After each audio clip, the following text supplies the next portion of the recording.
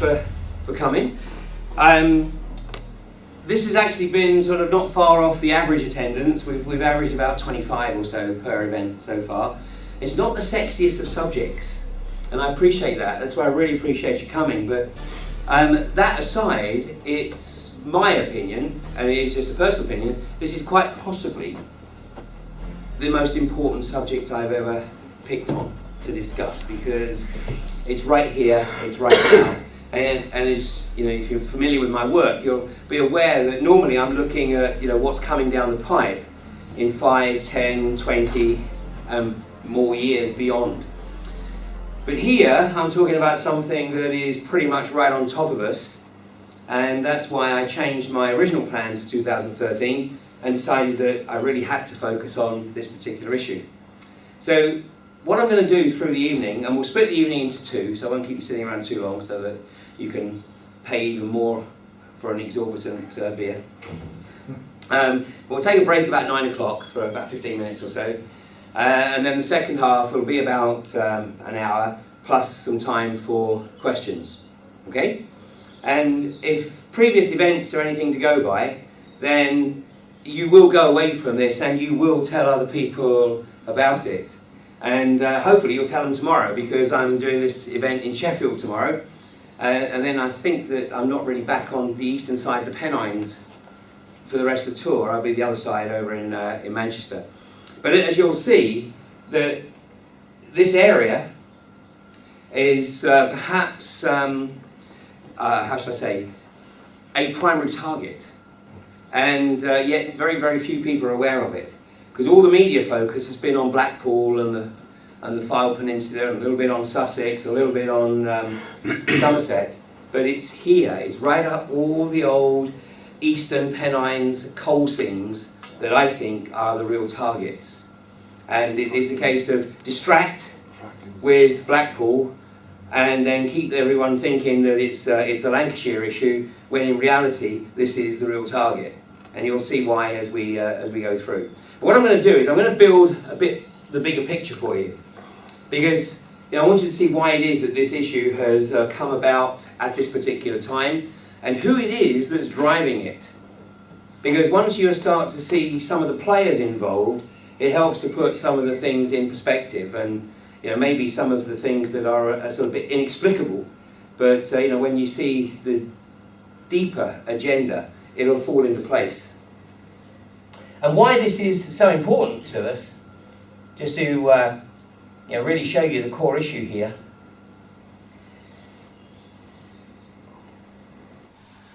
"64% of England sits above shale gas or coal bed methane." So the media is focused on here, for reasons that I'll explain as we go through, here, and to a lesser extent here and here, when I think this is the real target. And we just happen to be pretty much right in the middle of that, right here, right now. And yet, very, very few people are aware of it, and that is the deception. That's almost the brilliance of the deception, to keep people focused on another part of the country whilst they're really looking at here. But let's go back a few years. Let's go back 3 years.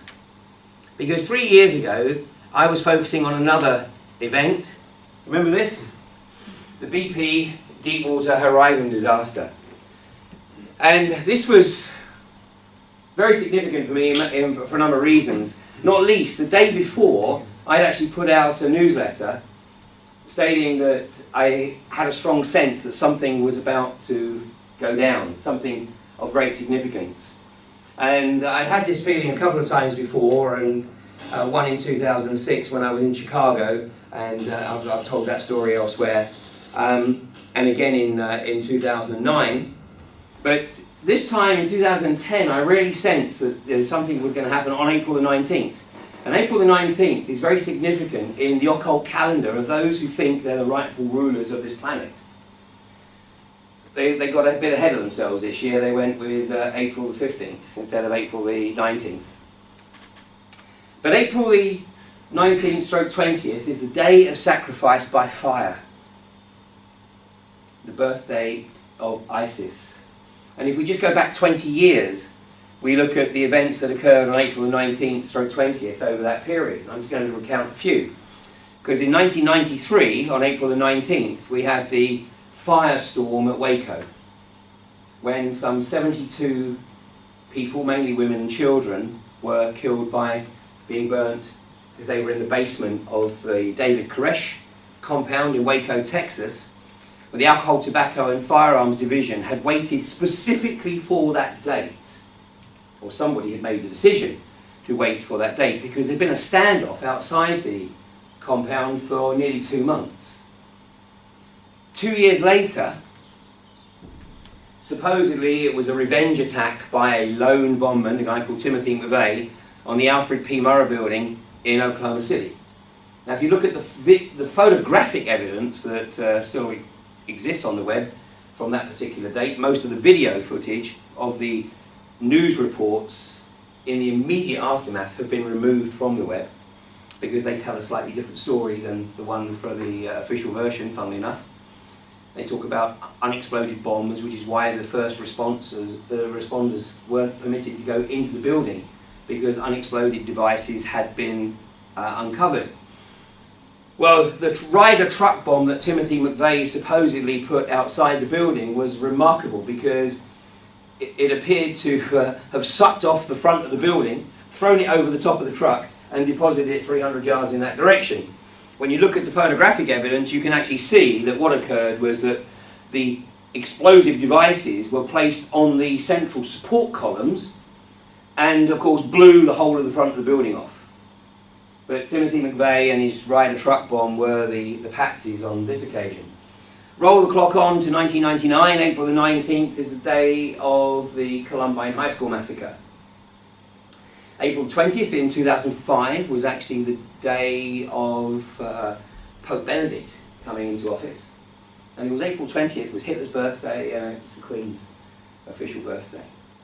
Well, I had just had a sense in 2010 that something was going to go down, and I was holed up in a hotel room in Lisbon because I couldn't fly back to London because of a volcano that had gone off a few days before in Iceland, and was supposedly putting an ash cloud across the northern European skies. You should remember that period because it's the clearest skies anybody's ever seen in years. And Lisbon wasn't too bad either, but you know, I really wanted to get home. I was on my way back from having visited my daughter in Mozambique. So it was the morning of April 21st when I woke up, and I had literally hundreds of emails from people who'd opened my newsletter asking if the event that occurred the night before was the event I'd been talking about. Well, I was reading the emails before I even knew what they were talking about, because I hadn't caught up with the event. And when I first discovered that this is what had happened the night before, at 9:20 in the evening in New Orleans time, so that was about, it would have been about 2:20 in the morning European time, I was reluctant to say that this was the event, because there was no evidence to suggest that this was the event that I've been talking about. But it had resulted in the loss of 11 lives. But of course, fortunately, no women and children on this occasion. Well, it took me 7 weeks. 7 weeks to really nail down the fact that this was not an accident. And I focused on a couple of individuals. This guy definitely wasn't involved. This guy was the guy who was the most senior person on the rig at the time. In fact, at the time, he's retired now, but at the time he was one of the most experienced company men, i.e. the senior supervisors in the BP deepwater drilling fleet. And inexplicably, he was taken off the rig on April the 16th. And this photograph is of him giving evidence before the Gulf Coast Commission. And when you watch the video footage of him giving evidence, you can see and hear from the tone of his voice and the body language that he's not really convinced about the reason that he was taken off the rig. Supposedly he was taken off because his safety certificate was coming up for renewal, but it wasn't that critical, and yet the rig was, as we know, a bit of a rogue rig. There had been some problems with it, and this was exactly the guy that you really needed on the rig at that time, but he was taken off. This is his counterpart, because the company men on the rig work 12 hours on, 12 hours off.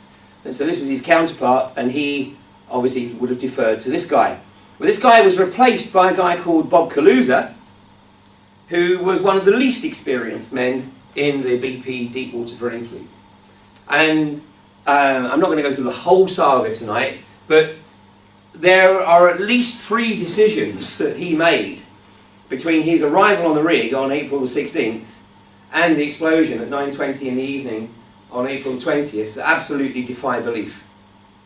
And the ultimate decision that absolutely defies any comprehension is that 2 of the engineers from my former company, Schlumberger, were on that rig. And they were on that rig to run what is called the cement bomb log. Now this is the final test of the cement casing in the well to make sure that basically that cement is going to hold the casing in place once the well is opened to production.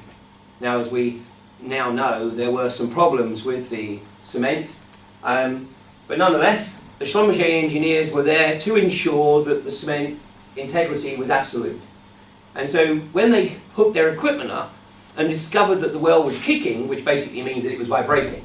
Now, I'm exaggerating when I do that because the vibration would have been so microscopic, that's why you need instruments to be able to measure it. But once it is vibrating, that's it. You know it's only going to get worse. It's not going to get better. So the Schlumberger engineers instructed this guy to shut down the well. I mean, that's what they're employed to do. They are the third-party, independent adjudicators of the integrity of the cement. They are trained to make these decisions. Fortunately, they don't have to make them very often in the course of their career. But when they do have to make the decision, they make it with absolute confidence because they also know that if they're wrong, they will never work again because nobody will have them on the rig. So either Schlumberger has to redeploy them or basically it's the end of their career. But consequently, I mean, because of their training, these guys know that when they make this decision, it is the only decision that can be made. And like I said, if they are wrong, I mean, Schlumberger actually has to pick up the tab for all the reparations to get the rig back on track again.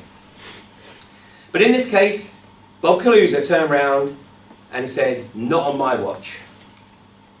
Now this is absolutely inexplicable. You know, here was an opportunity to shut the well in. He was being told that there was only one possible outcome of this, and that was that the well was going to blow.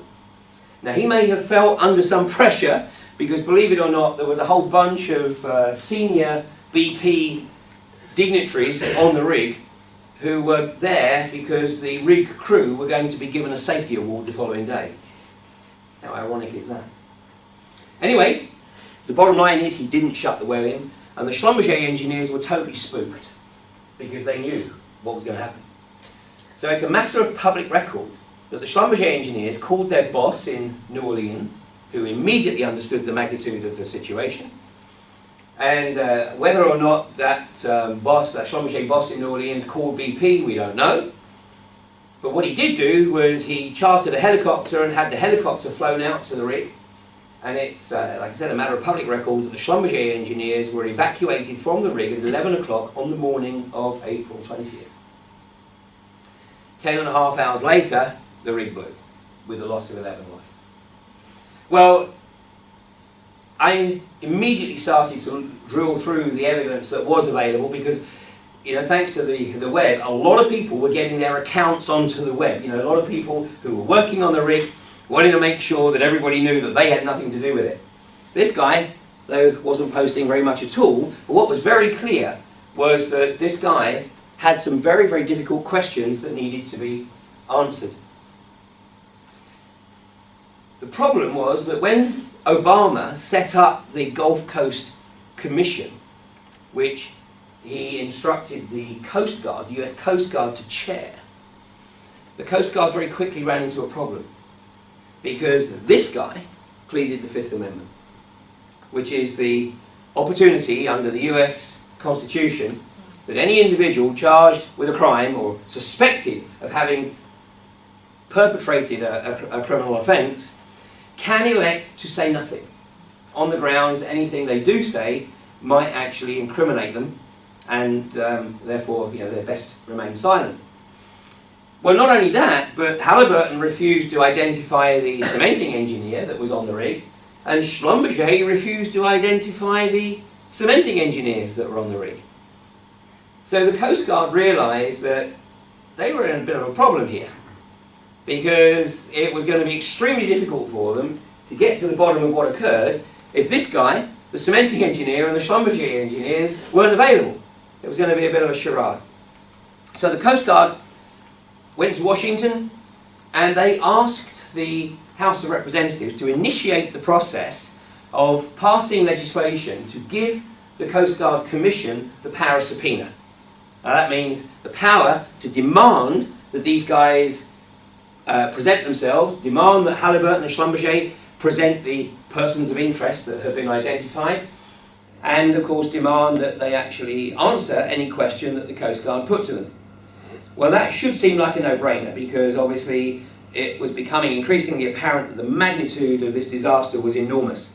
And of course it was exacerbated by BP spraying nearly 2 million gallons of a very toxic chemical known as Corexit on top of the slick. And the reason they did this was to make the slick disappear, because BP's lawyers established that their liability, the company liability, was based on the size of a visible slick. So somebody had the smart-ass idea, well, let's just make it invisible.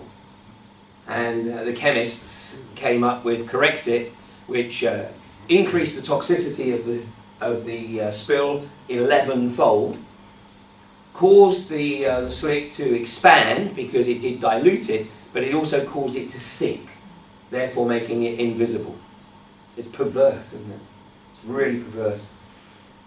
But even by June of 2010, the local residents in Louisiana and in Mississippi and northern Florida were already starting to feel some of the effects of this. Of course, the beaches were a mess, but people were starting to get headaches and get lesions, all of which, of course, was inexplicable at the time, but everyone knew that it probably had to be related to the BP disaster, because that was the only thing that had changed in the area.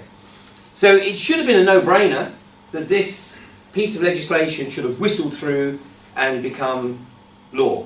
Well, it went through the House of Representatives very, very quickly. In the final reading in the House of Representatives, it was passed by 420 votes to 1. Every Republican in the House for that vote voted in favour of the Coast Guard having the power of subpoena. Of the Democrats, only one objected, and that one was a very strange one, because it was Ron Paul. I can only assume that Ron Paul wasn't particularly well briefed on this, but anyway, it didn't really matter, because it passed the final reading in the House of Representatives by 420 votes to 1. So the next stage of the process is for the bill to go to the Senate. Well, it went through the first 2 readings in the Senate, and what I'm going to show you is I'm going to show you the video footage from the last 3 minutes of the debate in the Senate, where we should have seen the power of subpoena being granted to the Coast Guard hearing.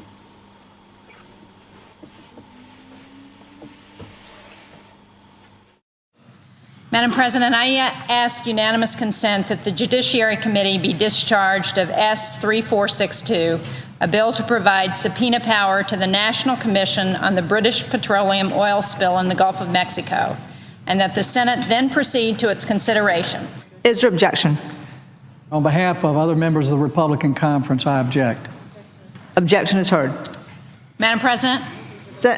Senator from New Hampshire. Madam President, I ask unanimous consent the Senate proceed to the immediate consideration of calendar number 442 H.R. 5481, a bill to give subpoena power to the National Commission on the BP Deepwater Horizon oil spill and offshore drilling.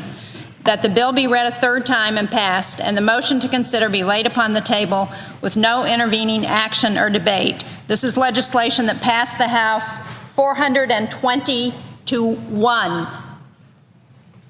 Is there objection?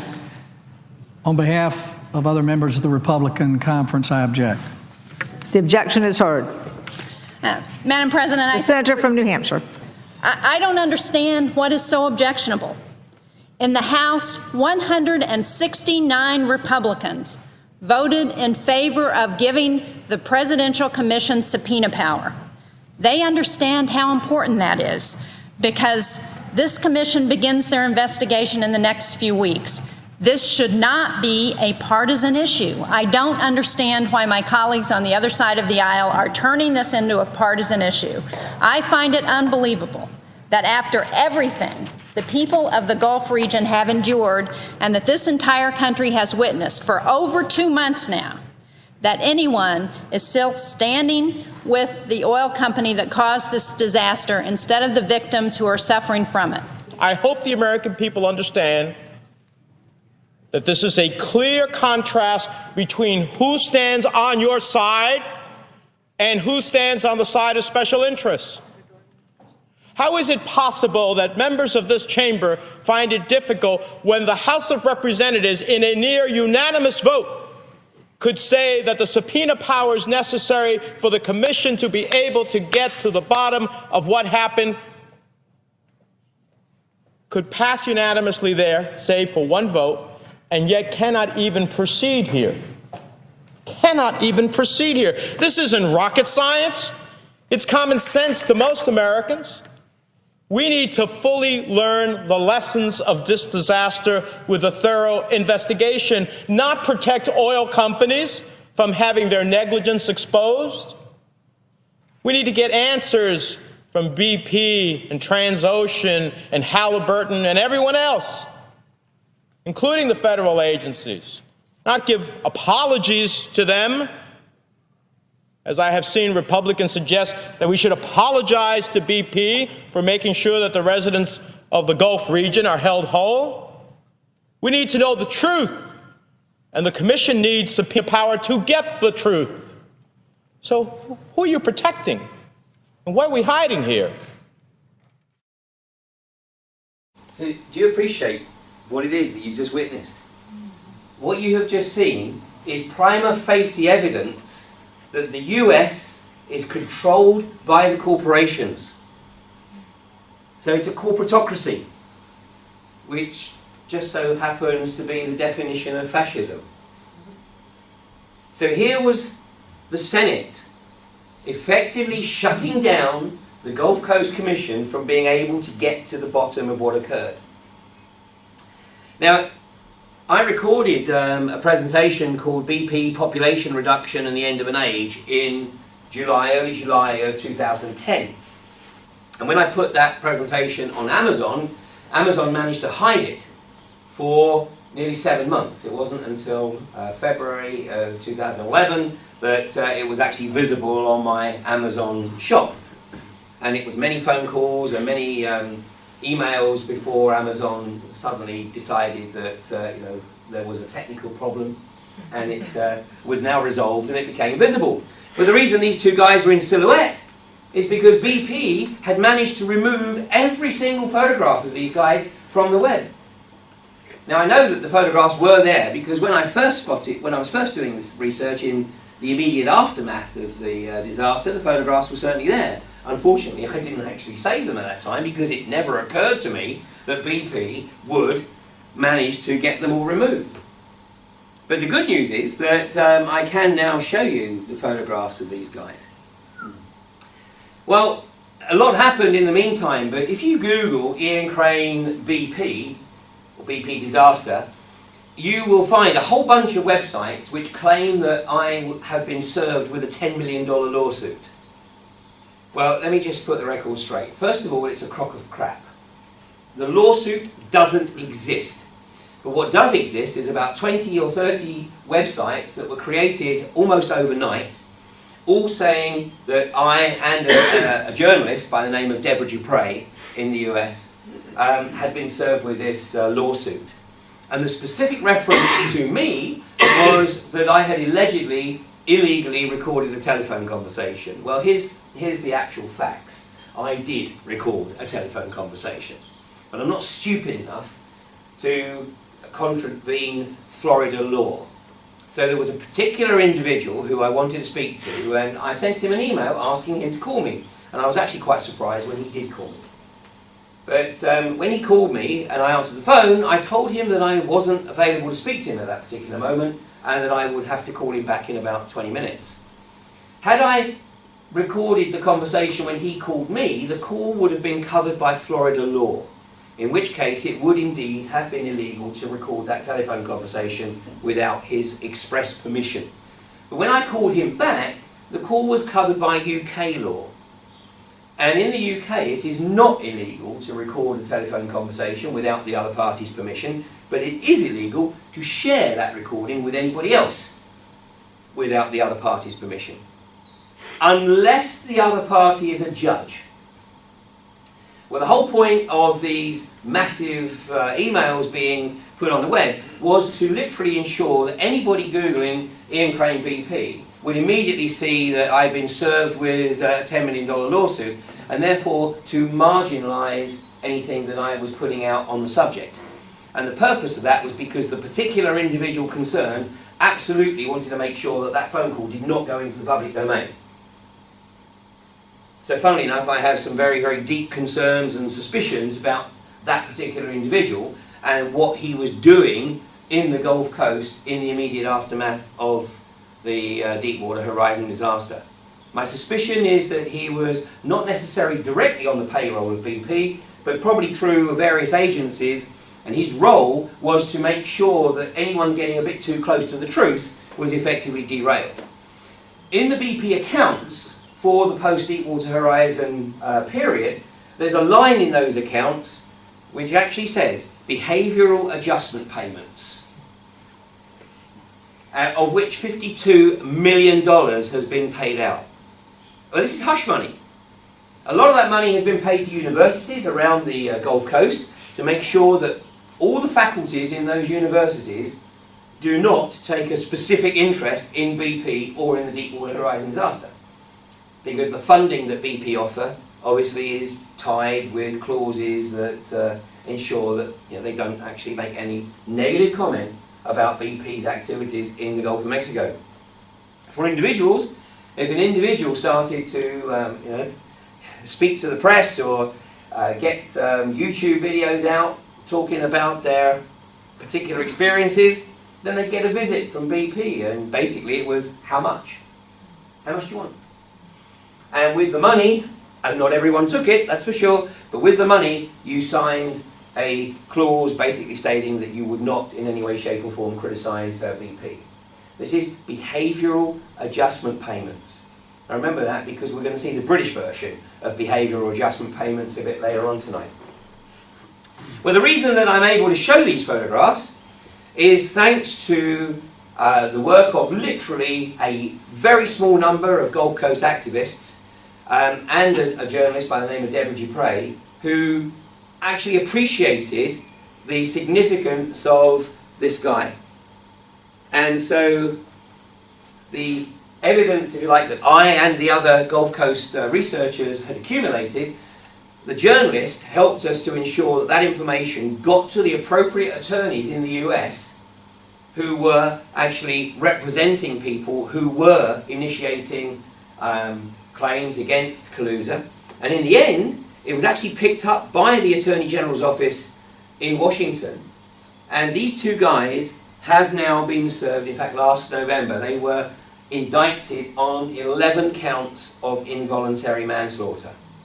So I'm just going to show you a very short clip of Bob Kaluza speaking outside the courtroom after he'd been indicted on 11 counts of manslaughter.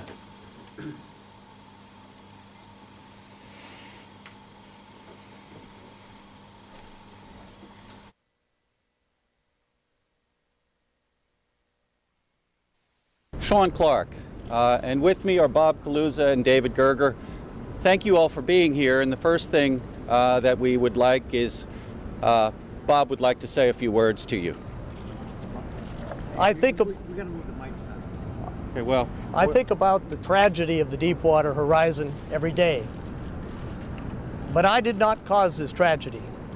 I'm innocent, and I put my trust, reputation, and future in the hands of the judge and the jury. Thank you. Thank you, Bob. Everyone whose life has been affected by this tragedy deserves justice. But justice must be based on truth. and this indictment isn't true. Bob Kaluza and Don Vidrine are innocent of the charges against them. Bob and Don did their jobs, they did them correctly, and they did them in accordance with their training. It's an interesting doublespeak there. Bob and Don did their jobs, they did them correctly, and they did them in accordance with their training. Well, that would be the base point at which I would start the questioning from there, as to exactly what it was that they've been trained to do, particularly this guy. But Louisiana isn't exactly renowned as having the most robust legal system on the planet. So we've got a long, long, long way to go here, and the likelihood of it actually coming to court in January of 2014, which is when it's scheduled to come to court, is actually probably quite remote. And the real issue is whether or not Halliburton and Schlumberger can be persuaded to produce the relevant individuals, i.e. the cementing engineer and the two cement bond log engineers. And I would suggest that that is probably not going to happen. In fact, since this, Halliburton have had their health and safety, their senior health and safety executive actually state that there is a distinct possibility that Halliburton might have been partly responsible for what occurred. Not the engineer, not the cementing engineer, he hasn't said anything, but Halliburton themselves have said, we might have been responsible. Then what's really incredible is Transocean, who owned the rig, who had nothing at all to do with the drilling operation. They are purely there for matters marine because it's a floating rig. And they've said, well, you know what, we might have actually had something to do with it as well. Now Schlumberger just haven't said anything at all, they've been very silent.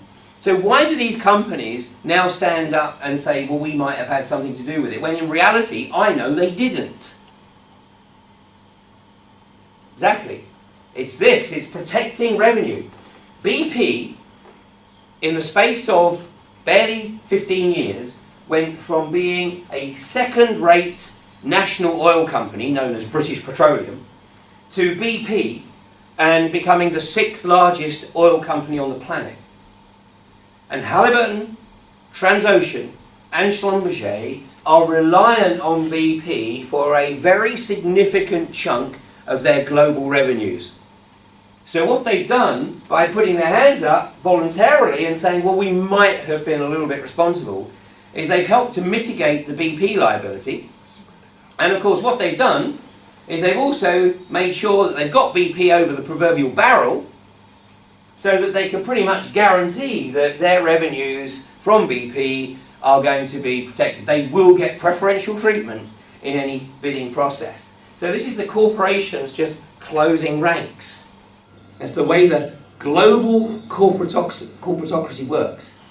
And of course, although BP got nailed supposedly for $42 billion in terms of damages on the Gulf Coast, most of that is actually paid by the US taxpayer because it's written off as an operating expense. So this is the corporations dominating the whole legal scenario here. Now, the lady involved, the journalist involved, Deborah Dupre, she, earlier this year, she published a book of her research and her experience in trying to get this information out to the right people. Funnily enough, she couldn't find a single publisher, despite the fact she is a published author, despite the fact that she is an established journalist, she couldn't find a single publishing house in the US to pick up the project to publish her book. So she had to self-publish it, and right now she's touring the US trying to promote that book. So the reason I wanted to focus on BP here is because of the players involved. And although this particular individual wasn't the chairman of, or chief executive officer of BP at the time of the Deepwater Horizon disaster, there's no doubt in my mind that when this guy was the CEO, and later the CEO and chairman of BP, he certainly made a lot of enemies within the global oil industry. That's this guy here. Today he's known as Lord John Brown. And here you see him with a couple of actors. One of whom would, of course, openly admit that he's an actor. And the US, of course, has absolutely no problem in putting an actor into senior political roles. I mean, they did it with Reagan, and they certainly did it with this guy. And this is the guy who demonstrated his intellect when he got the Senate of California to sign the bill that effectively condemned California to bankruptcy. And the way he got them to sign it was by making the incredibly intellectually demanding statement that if you don't sign this bill, you're a bunch of girly men. And they gave him a standing ovation and signed the bill. And within 12 months, California was totally bankrupt. But no, he can't be held out as an example, because every other state in the US, with one exception, is bankrupt. And of course, the one state that isn't bankrupt is North Dakota, and that is the only state that isn't part of the Federal Reserve. It's been outside the Federal Reserve System since 1922, but it was always considered to be, a small state, 300,000 people, mainly Swedish farmers, so it can operate outside the Federal Reserve System. And that was thanks to a visionary governor that they had back in the 1910s and early 1920s, who realised that the Federal Reserve Act was all about getting the states into debt. So anyway, he was the guy who took what at the time was the 6th largest economy on the planet, California, into bankruptcy. This guy is an arch socio-psychopath. He is currently sulking, of course, because he didn't make Pope. He converted to Catholicism, he didn't realise there was any more to it. But of course, he is on the bench right now, out in the Middle East. He's a Middle East peace advisor. No comment. But he's on the bench because he is being groomed, and always has been groomed, to be the EU president. Of course, he wanted to be the first EU president, but the puppet masters wanted to create the impression that the role of EU president is simply a sinecure. It's just a ceremonial role, just chairs a few meetings of the European Parliament, nothing really, too powerful. Yet, if you've read the Treaty of Lisbon makes it very clear that the president of the EU has despotic powers. And this socio-psychopath won't hesitate to use them.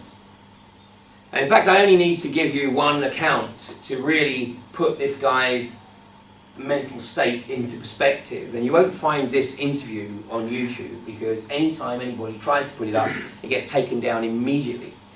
And this is an interview with Andrew Marr in 2009. Now, Andrew Marr's no Jeremy Paxman, but he sort of creeps up on the jugular and then gets the fingers around the throat. Well, the question went like this. It was, so Mr. Blair, how do you actually sleep at night knowing that some 500,000 Iraqi civilians, mainly women and children, lost their lives as a result of a war that we now know to be based on the false premise of weapons of mass destruction? And Blair's response is just so telling, because he leans forward and he says, Andrew, I think you'll find it was only 100,000. So that makes it all right. I mean, Andrew Marr was just gobsmacked. I mean, totally gobsmacked. He was actually lost for words for about 3 or 4 seconds. How do you respond to that? Without going, so that's all right then. But you or I, or any normal human being, would be mortified if we thought that we made a decision, and especially an incorrect decision, that had led to somebody else being emotionally wounded, let alone physically wounded, let alone killed. And yet this guy can justify it that it was only 100,000. And of course, when he's pushed now, his standard response is, you wouldn't understand, it was very, very complex. Well, how arrogant can you get? So this is the guy who made this guy a knight and created this guy as a life peer. His track record at BP, if you just look at the pure business aspect in terms of profitability, was indeed exceptional. But at what cost? He spent his entire career at BP, having joined BP straight out of college from Cambridge, and worked his way up through the ranks, and at a very young age was appointed Chief Executive Officer. Whilst he was Chief Executive Officer, he had a very interesting mentor, who I'll introduce you to in just a second. But then latterly he was Chairman and Chief Executive Officer, and whilst he was in that role, he was predatory. That was how he took BP from being a second-rate national oil company to the 6th largest oil company on the planet. He was absolutely predatory. He didn't allow anything to get in his way. It was always through acquisition. And in fact, he created a situation where the other major American oil companies, particularly Exxon, were also forced to become predatory because they wanted to ensure that they could compete on an even footing with BP.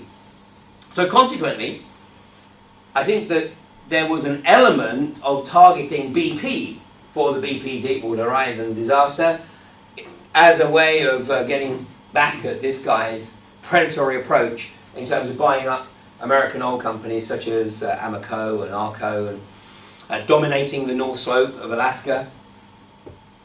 But he was out of the frame a little while, about 2007. He actually announced that he would retire in 2008. He made that announcement in 2006.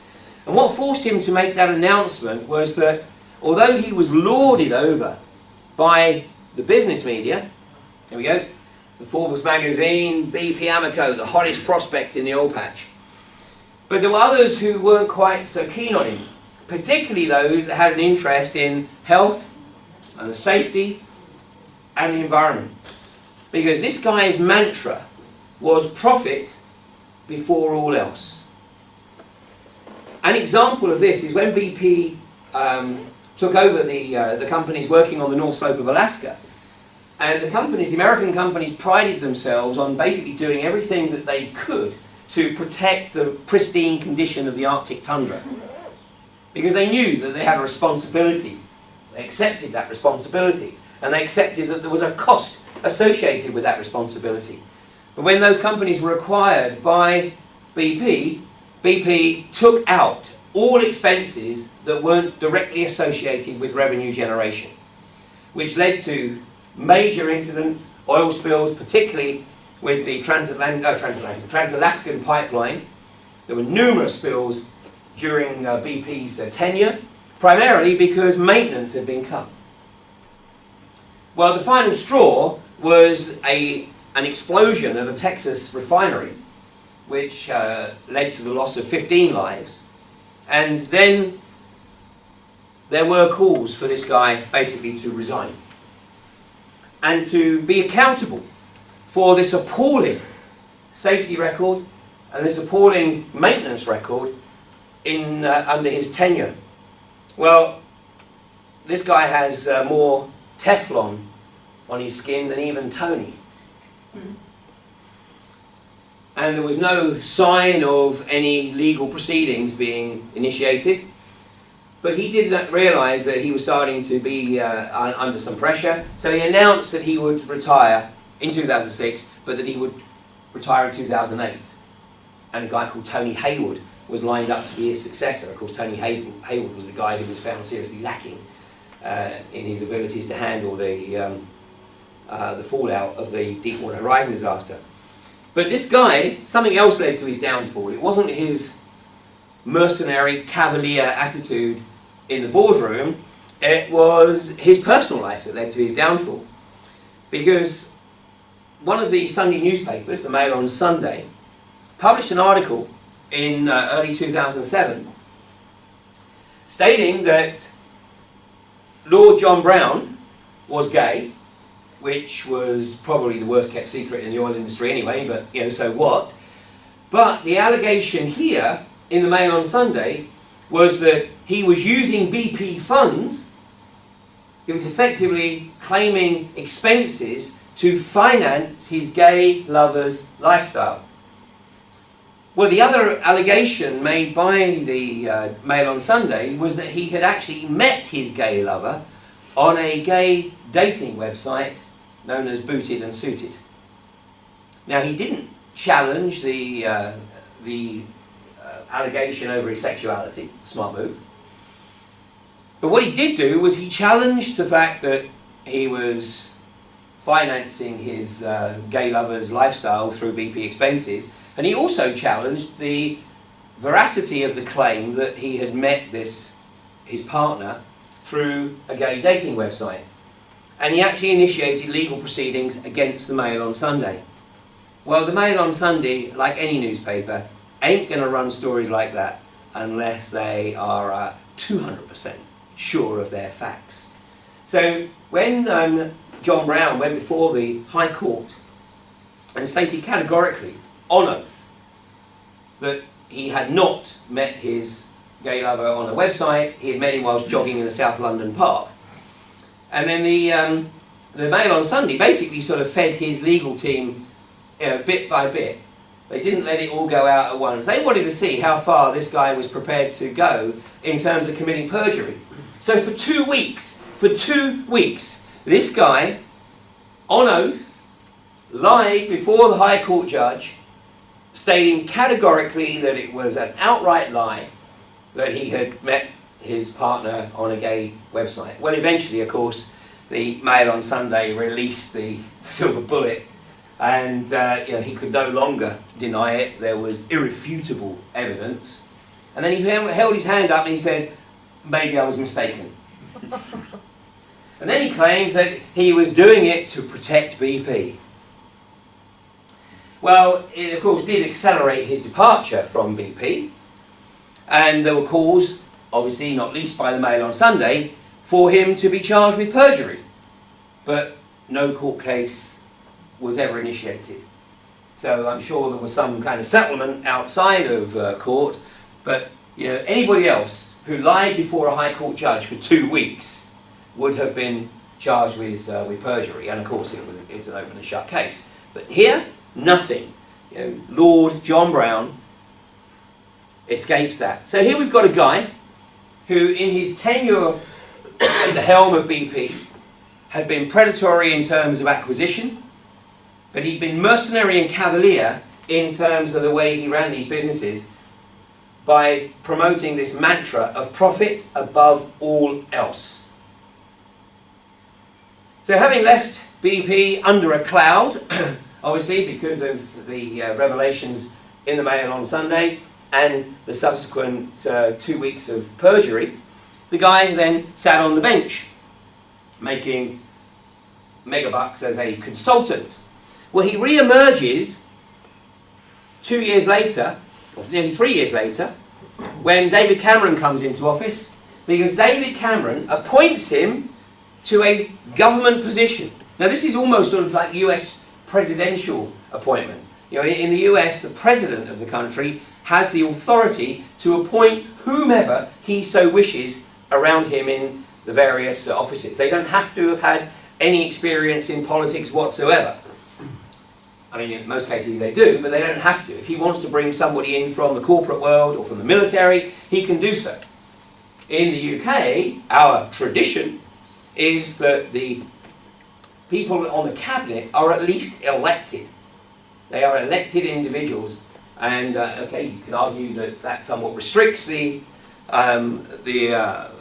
talent pool, but nonetheless, it generally works. But here, David Cameron appoints BP Chief John Brown, controversial choice for super director post, get this, intended to inject business ethos into government.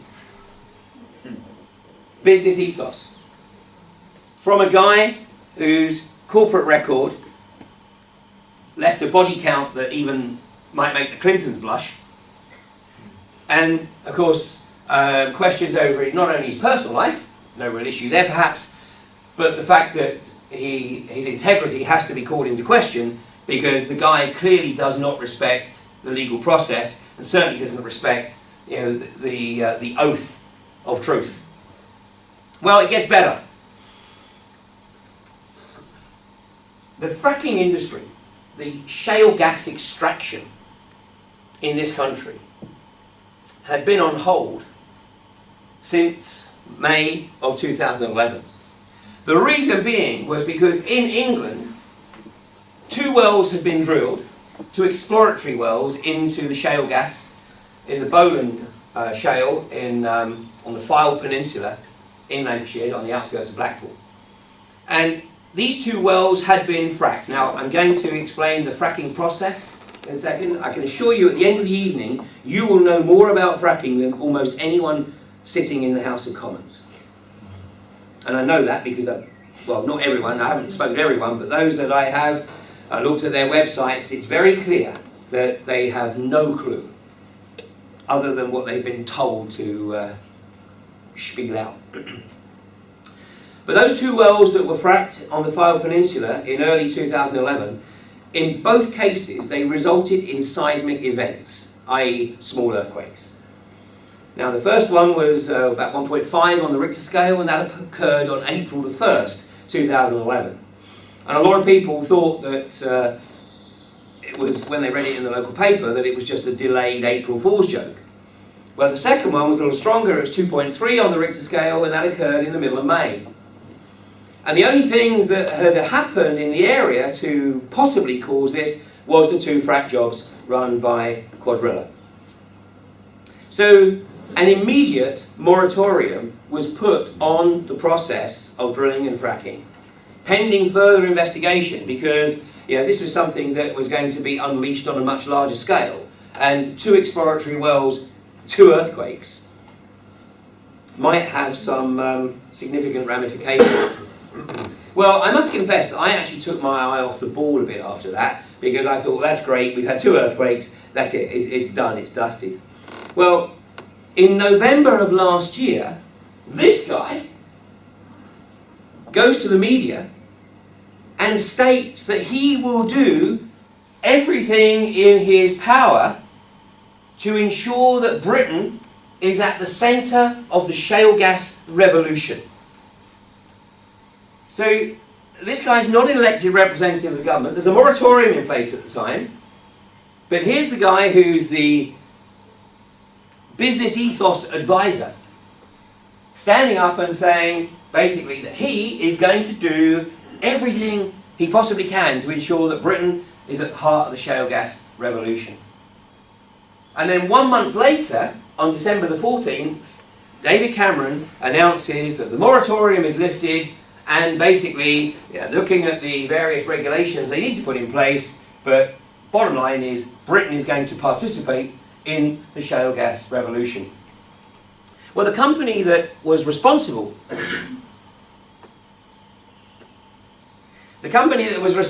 for the drilling and fracking in the Fylde Peninsula was this company, Quadrilla Resources. Now, all the companies, and I'll mention some of the names, I don't expect you to remember them because they're not household names. They are not companies that will just roll off your tongue, because the oil industry has learned from past experience that if you have a company that everyone knows, then there's a lot more focus on it. And I'll share with you in a second something that happened in Ireland that really puts that into perspective. So here it's all small companies that are on pioneer duty, if you like. These are the companies that have been tasked with being the pioneers to establish the viability of shale gas and coal bed methane extraction in this country. Well, Quadrilla is actually partially owned by a company called Coastal Oil and Gas. And guess what?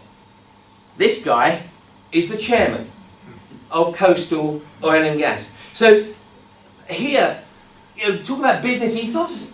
Here's the guy effectively insider trading. Insider trading. Chairman of Coastal, which has interests in some of the other pioneer companies. So of course, those companies, the share price of those companies and the share prices of Coastal will go stratospheric once the moratorium, well, the moratorium is lifted, but once these guys get their bits in the ground, start fracking and start producing gas. So this guy is not exactly a disinterested third party. I mean, you can't see all this, but I mean, the guy's connections are well, very, very significant. But that shouldn't really be any surprise, because his mentor when he was at BP was this guy. This is a guy called Peter Sutherland. an Irishman by accident of birth. But in fact, he was the youngest Attorney General in the Irish government at the time, in his day. And that was the start of his political career.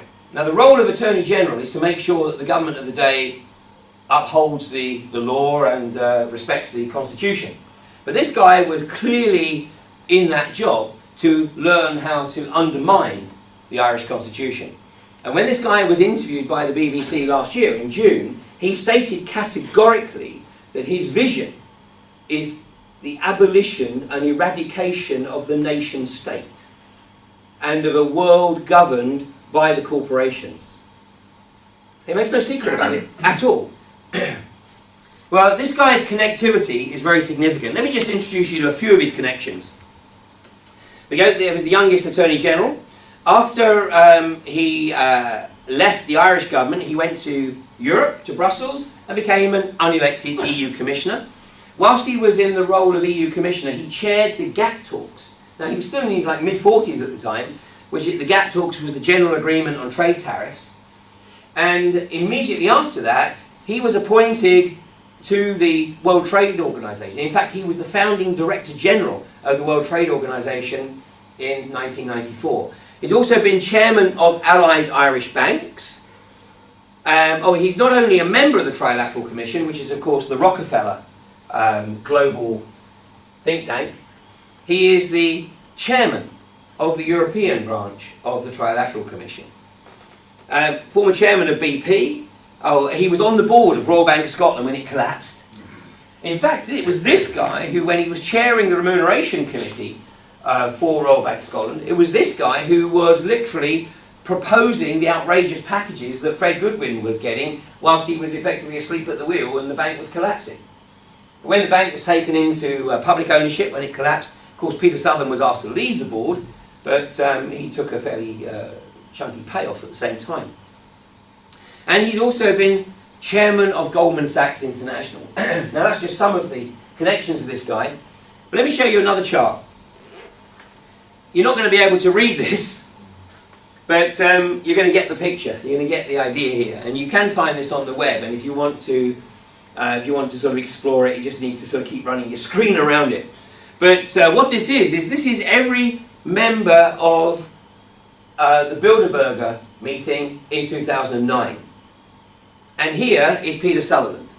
Now, anybody who tells you that the Bilderberger meetings are just a lunch club of random individuals selected to sort of come along and chew the cud for a few days, well, they're just delusional.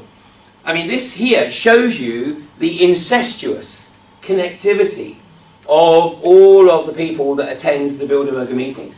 And of course, these guys are invited to attend because they are so well connected. And the purpose of the Bilderberger meeting is to give these guys their marching orders for the coming year. Because of these guys' connections, they are expected that every single decision that they have the opportunity to participate in will further the global corporatist agenda, i.e. the global government under the control of the corporations. So this is the guy who trained John Brown in his global corporatism. So now here we go, John Brown, the guy who took BP to global predominance in the oil industry, and now this is the guy driving the shale gas agenda at the heart of British government. But let's have a look at what this is all about now. Now I'm going to show you a very simplistic graphic which really has very little relationship to what's going to be going on in the UK. But the reason I'm showing it to you is because this is what MPs and MEPs have got on their websites. It's like, let's oversimplify this so that we can delude the public into thinking that it's all safe, it's all simple, and they've got nothing to worry about. So what you see here in this very simplistic graphic is a vertical well. I mean, let me just make the observation, there's no such thing as a vertical well, a truly vertical well, because the motor on the drill bit, as it descends, it drags the drill string in a gentle spiral. That's why the cementing of the casing is so important. What you see down here is the vertical well, and then instead of just being perforated, because when you're going into conventional geology or a conventional reservoir and you're sinking a conventional well, you sink the casing, you secure the casing from the surrounding geology by the cement process, and then you perforate the well. In other words, you blast holes into the casing of the cement, so you create a pathway for the oil or the gas that is contained within that geological strata to come into the well and, of course, migrate to the surface. And it does that because in a natural reservoir, a conventional reservoir, then the oil or the gas is under natural pressure, and once you open the well, it will be forced up the well because that's the path of least resistance. But shale gas and coal bed methane is not found in conventional geology. It's found in what's called tight geology. There's a pretty good description, because what that means is that it's not naturally porous. So if you simply sink a well into tight geology, you perforate the casing, you might get a dribble, if you're lucky, because there's no natural pressure, there's not enough natural pressure to force it to the surface. So what you've got to do is you've got to create artificial porosity by fracturing the geology. And what this overly simplistic graphic is supposed to show is that the geology has been opened up, and as it's opened up, it's kept open with sand that's in the frac fluid, and then once that's opened, then hey presto, the oil or the gas moves to the surface. But like I said, that bears no relationship whatsoever to the reality. It's a pathetic graphic, but that's the one that you'll find on the websites of various MPs and MEPs. So what I'm going to do now is I'm going to show you a short animation. Now this is an animation from a Canadian gas company, but it's one of the best that I've seen in terms of explaining the actual process of drilling and then perforating and fracturing a horizontal well for the sole purpose of extracting shale gas from tight geology. And this will enable us to understand the process and for you to start seeing some of the concerns that we have here. And then after the break, we're going to actually look at some video footage from the US and from Australia that will be irrefutable evidence to show the magnitude of the concerns that I had. And by the way, the video footage I'm going to show you, the politicians and the oil industry denies exists.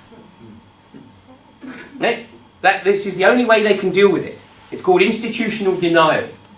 You just keep denying in the hope that the vast majority of people will believe their denial and won't look for themselves. Now you're going to have to sort of forgive the commentator, because the commentator, of course, is loading the superlatives like how wonderful the process is, how clean the energy, etc., etc. Forget all that. The real significance here is the actual drilling and fracking process.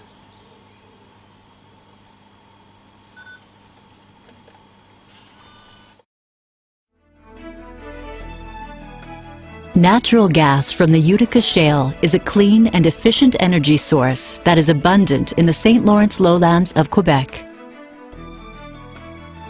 Let's take a look at the horizontal drilling and stimulation processes that have made shale gas exploration so successful. A drill bit is mounted on the end of the drill pipe. As the bit grinds away, a mixture of water and additives called mud is pumped into the hole to cool the bit and flush the cuttings to the surface. The mud cakes on the walls of the wellbore, keeping it intact and preventing invasion of drilling mud into the surrounding rock formation. The hole is drilled below the deepest freshwater zone or aquifer near the surface. The drill pipe and bit are removed.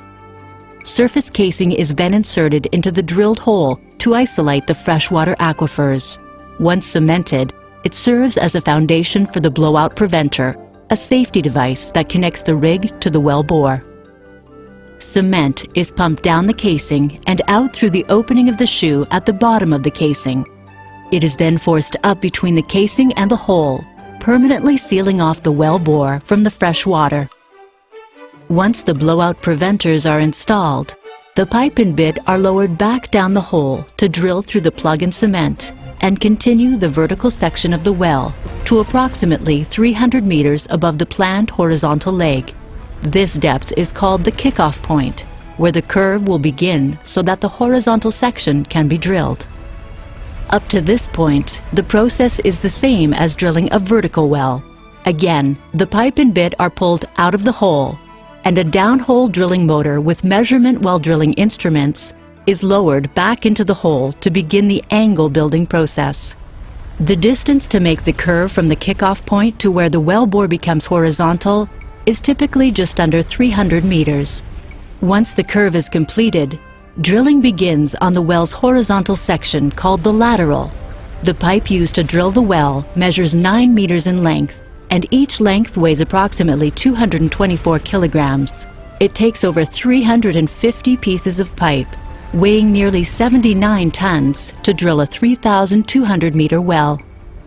At various stages of drilling, the pipe is taken out of the hole for tool and bit changes and put back in. This process is called tripping pipe. When the targeted distance is reached, the drill pipe and bit are removed from the well bore one last time.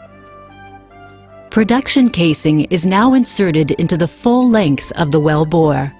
Cement is again pumped down the casing and out through the hole in the casing shoe, forcing the cement up between the casing and the wall of the hole, filling the open space known as the annulus. Casing the well is a very important process because it permanently secures the well bore, and it prevents hydrocarbons and other fluids from seeping out into the formation as they are brought to the surface. At this point, the drilling rig is no longer needed. A temporary wellhead is installed, and the location is prepared for the service crew, who will perf, frack, and prepare the well for production. The first of these steps is to perf or perforate the casing. A perforating gun is inserted into the casing to the targeted section of the horizontal leg. An electrical current is sent down the wire line to the perf gun and sets up a charge that shoots small holes through the casing and cement. Now at this point, this is a conventional well. Okay, if this was in a normal geology, a normal hydrocarbon bearing geology, you drill into the geology and you open the well via the perforation process. A conventional well. And I would have no real problem with that. It's the next stage that is the problem. And out a short distance into the shale formation. The perf gun is then pulled out of the hole. Next, because shale is tight or compressed, the well will have to be fracked. Known as hydraulic fracturing, this is a process where water, sand, and additives are pumped into the wellbore and down the casing under extremely high pressure. Water and sand make up over 99% of this frac fluid. The remainder consists of compounds commonly found in consumer products. As the mixture is forced out through the perforations and into the surrounding rock, pressure causes the shale to fracture. This creates a pathway connecting the reservoir to the well and allows the gas to flow to the well bore. Next, a temporary plug is used to close off or isolate the perforated and fracked section of the well bore so that the next stages of the horizontal leg can be perforated and fracked.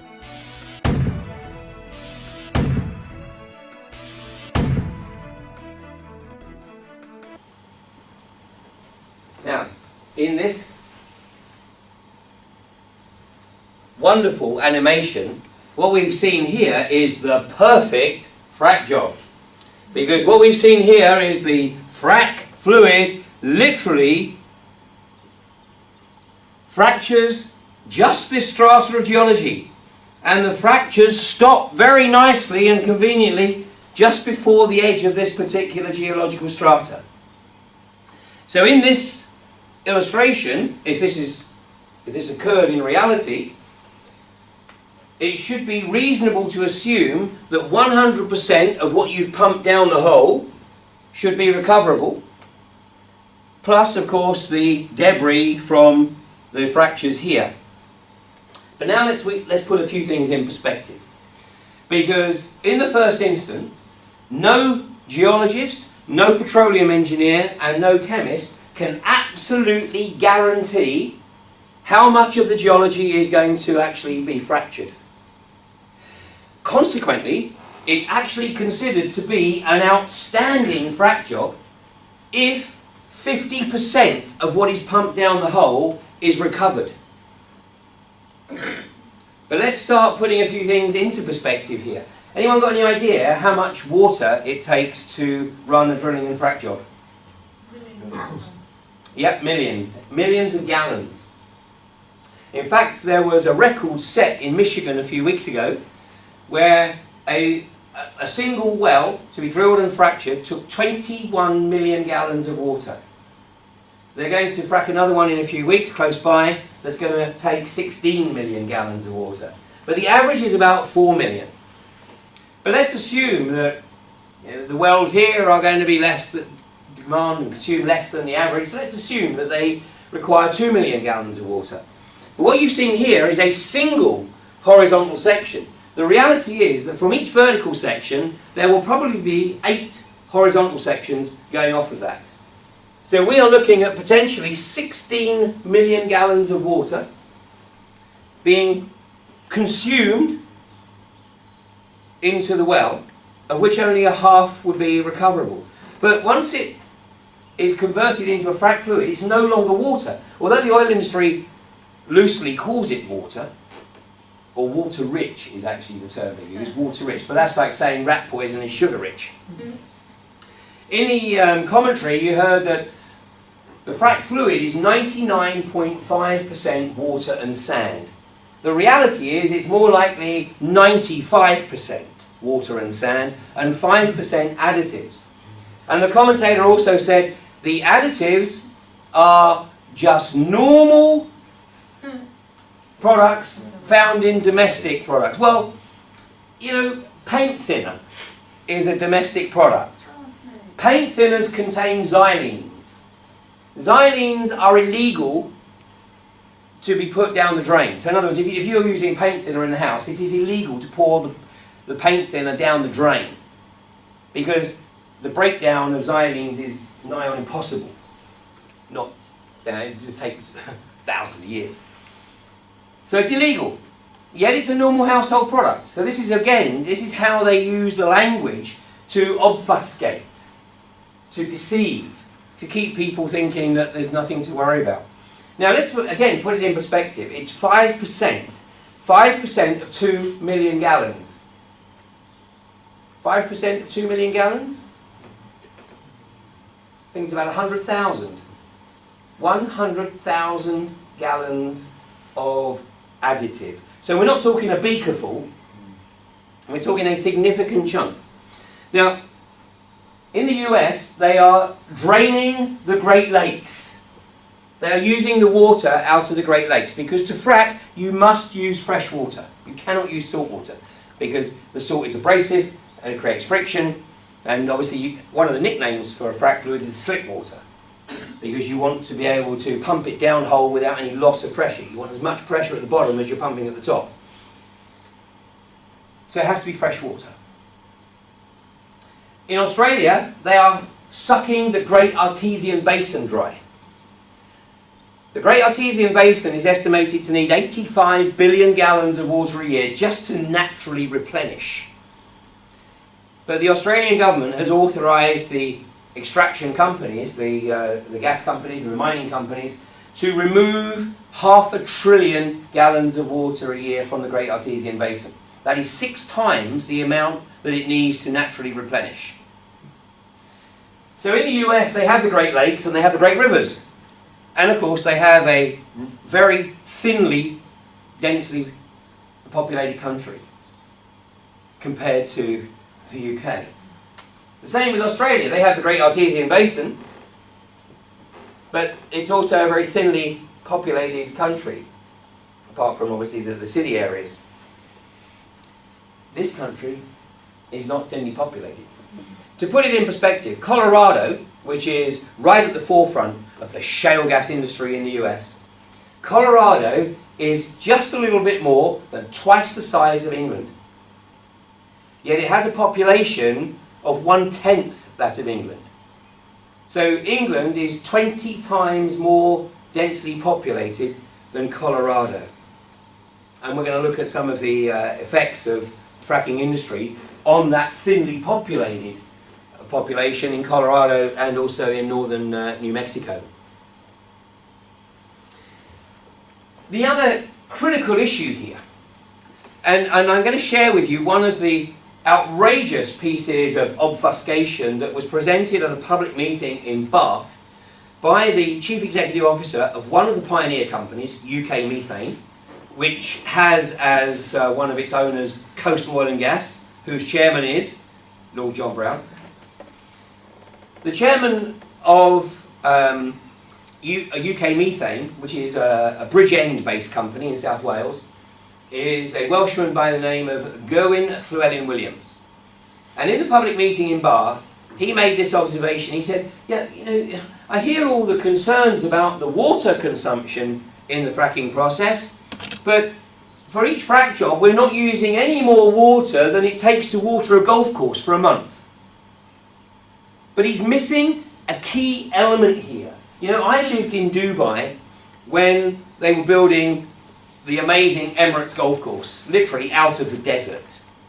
And these guys obviously were oil rich, and they called in the best drainage engineers they could get to design the drainage system for the Emirates golf course. And they pride themselves that 80% of the water that they pump onto the golf course is actually recycled through their drainage system. Las Vegas is the same. It makes sense.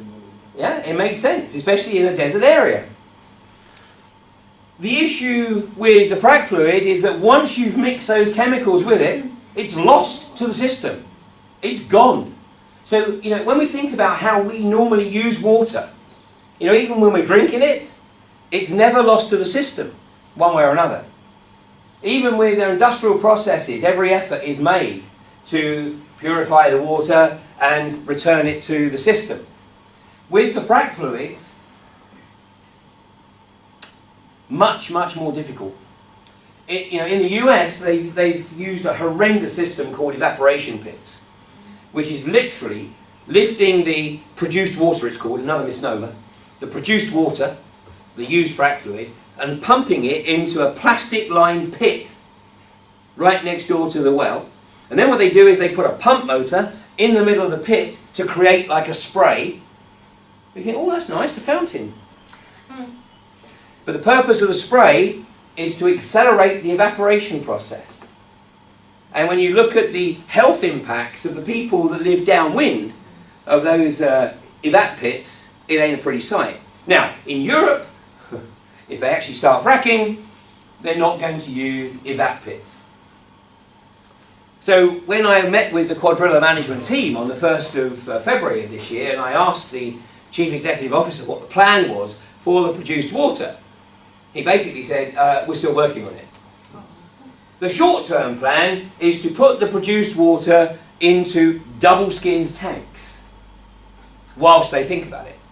Well, the company that actually purified the produced water from the first 2 frac jobs has actually declined to tender for any future business. Now that speaks volumes. Now what happened to the produced water from the first 2 frac jobs? Well, there's a Manchester-based company who did the purification, and then it was pumped into the Manchester Ship Canal, and as far as I understand, without any third-party oversight. So we are totally reliant on the integrity of the company in Manchester when they declare that, yeah, it was purified before we pumped it into the Manchester Ship Canal. Now, when I was with the Quadrilla management team, I was particularly interested in one of the individuals, a guy called Mark Miller, because he actually used to work for my former company, Schlumberger. Now, I didn't know him when he worked there because he left the company in 1986. He worked in the US with Schlumberger, with Dow Schlumberger. I didn't go to the US until 1994. But you know, I knew that we would know some of the same people because, you know, in the US organisation, a lot of the people in Schlumberger had been there for, you know, basically since they left college. And this guy was standing talking to a group of local residents, and in response to one of the residents' questions, who asked him, he said, you know, what happens when frack fluid contaminates the water supply? And this guy turned round and said, there has never been a proven case. You've got to love the terminology. There has never been a proven case of frack fluids contaminating groundwater. And I have to tell you, at this point, I did actually sort of lose it a bit. Because it's just an outright lie. And I knew it was a lie. And I think I just said something like, you what? And I said, look, you know, why did you make that statement? Because I said this gentleman can actually go home and sit at his computer, and within about 3.5 nanoseconds, he can come up with evidence that frack fluids have contaminated water. And what he said was really incredible. He said, listen very carefully. He said, what I said is, there's never been a proven case. And, well, what he's really hanging his hat on, I think, is a piece of legislation that was introduced in 2005 by somebody who you might recognise, Uncle Dick Cheney, former Chief Executive Officer of Halliburton between 1995 and 2000, when he was, of course, sworn in on the White House lawn as Vice President. By the way, he was actually still on the Halliburton payroll for the duration of his vice presidency. But he wasn't allowed to take the salary, it was put into trust for him. But ostensibly, he's still on the payroll. And in 2005, this guy introduced what is known as the Halliburton loophole. All you got to Google is Halliburton loophole, and you'll find a whole bunch of articles written on this. But this is when Congress passed the Energy Policy Act, the controversial clause that excluded nearly everything used in fracking from being regulated by the US Environmental Protection Agency. Well, in addition, Cheney ensured that the oil and gas industry was exempted from the Clean Water Act and the Clean Air Act. So when you're exempt from everything, yeah, how's anybody ever going to prove that, you know, because all the various agencies effectively close ranks. And I'll show you how they do that a bit later. But they close ranks and cover up their respective fellow corporate crimes.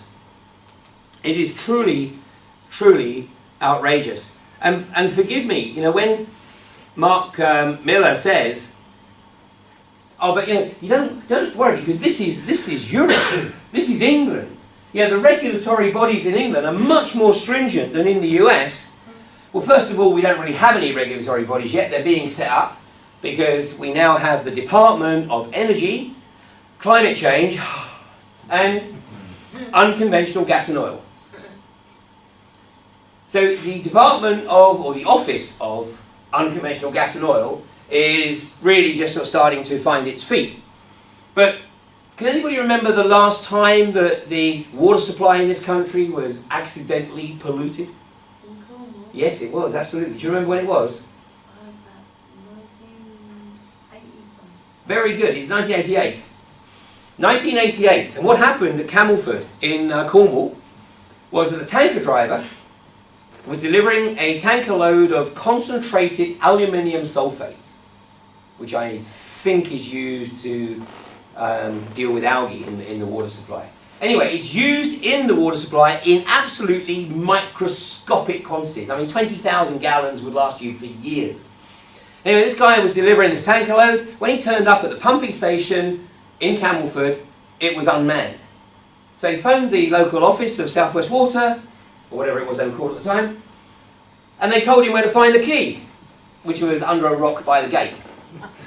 The only problem was that this key fitted every damn tank in the pumping station, and this guy inadvertently pumped concentrated aluminium sulfate directly into the local water supply. Now, funnily enough, the local residents noticed it immediately because it stank to high heaven and it tasted like... So they were calling the office to ask for advice, what was going on here. And do you know what the response was? Mix it with orange juice and hold your nose. And you'll be fine. Well, anybody got any idea when it was that the British government finally admitted that there had indeed been a serious accidental contamination of the Camelford water supply? It was 2010. And credit where credit's due, it was actually due to a 3-year campaign by the Daily Mail. I mean, not running articles every day, but just digging up more and more evidence to show that not only had there been a contamination, but there'd been a cover-up. So for 23 years, the contamination was covered up by institutional denial. But provided nobody ever breaks ranks and actually admits that there was a problem, then you can just keep denying that there was a problem. Well, eventually, the Daily Mail had presented enough evidence so that there had to be an admission, and I guess they decided after 23 years, well, okay, so what? I mean, it's estimated that some 20,000 people suffered in some way, shape or form. It's not known if anybody actually died because of it, because no one was looking for it. Because officially, there was no contamination. So, forgive me if I don't exactly have a lot of confidence in British regulatory authorities who will close ranks, especially when a guy like Lord John Brown is at the heart of government. They'll close ranks and just deny that there's any problem. Anyway, on that note, let's take a break, because we'll take a short break. Let's try and do it in 15 minutes, if we can. Oh, it takes you that long to walk to the bar and back, doesn't it? Anyway, if we can do it in 15, great. We'll see how close we get.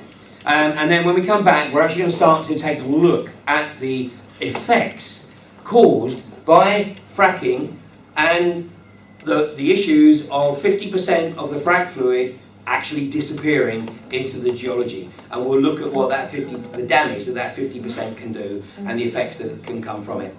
Okay? Thanks very much.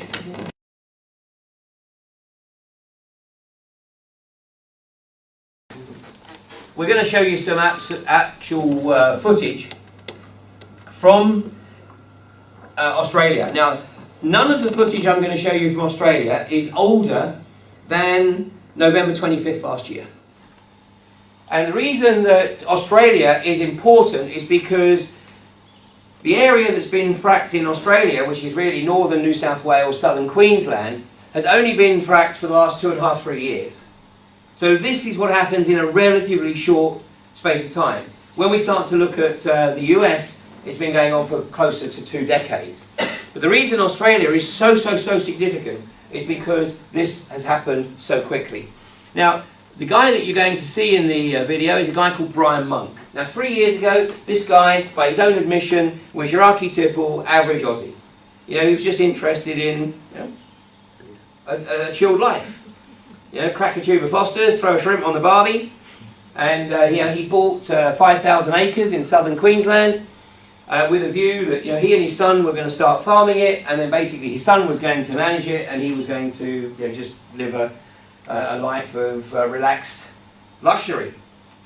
Then the gas industry moved in. Now, Brian has 5,000 acres. There is no gas infrastructure on his property at all. Okay, so there's no rigs, no pads, nothing on his property, but they're all around him. And his property is part of what has been licensed. And in fact, the property is divided between 2 of the gas companies. Now, they don't have to tell him that they're drilling under his property. Because in Australia, in the UK, and in much of the US, the law is based on split estate. This is the legal term, split estate. It's also the name of an excellent documentary that I will reference again a bit later and show you a short clip from. Split estate refers to the fact that the owner of the land owns the surface and just about enough to maybe grow a carrot and a potato. But woe betide you if you find any gold or silver in that top layer, because that's owned by the Crown. And hydrocarbons are owned by the state. So split estate, where you have split estate, the owner, in theory, still controls right of access to the land. But the British government's actually thought about that already, and in the US they thought about that too. But in Australia at the moment, there is still the power to control right of access. But because of the capacity for horizontal drilling, it doesn't mean to say they ain't going to be drilling under your property. So we don't know for sure that the gas companies have drilled under Brian's property. I mean, we can assume they have, but we don't know for sure. But what you're going to see is evidence or the impact of drilling within the vicinity. Now, in the first clip here, Brian and his son, Barry, and his wife are sitting on the veranda around the table. It's a nice day, it's the end of November, it's the end of the dry season, there's a gentle breeze, and there's a gas detector on the middle of the table. The gas detector detects 10 non-indigenous gases. So in a normal environment, the gas detector would be silent. It's picking up 10 non-indigenous gases. Now we don't know we can't tell from this particular gas detector what those gases are, but most likely we're talking methane, because that's what's being mined, coal bed methane from the area.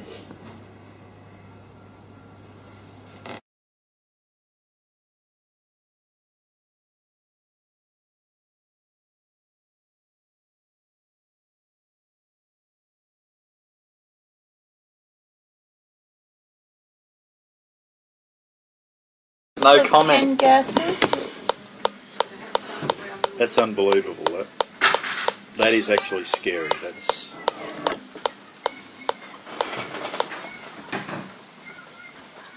Well, that didn't help, Kathy. You stopped it from clicking. Well, that's just to say that We're safe here now, is it? I've pushed it your way more. There we go, it's come back, it's still in the air.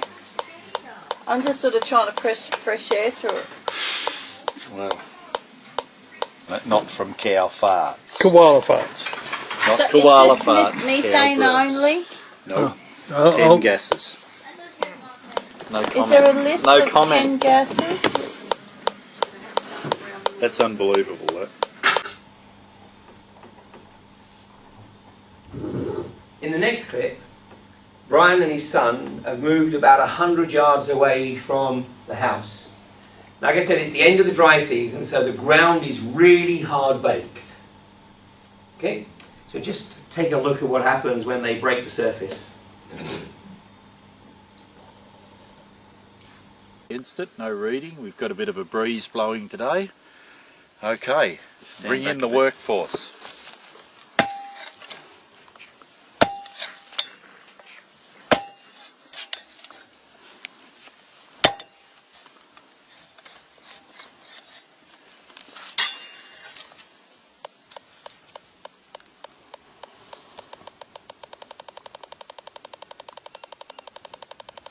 And we've got quite a deflection. I don't know whether the camera can pick that up. So we can.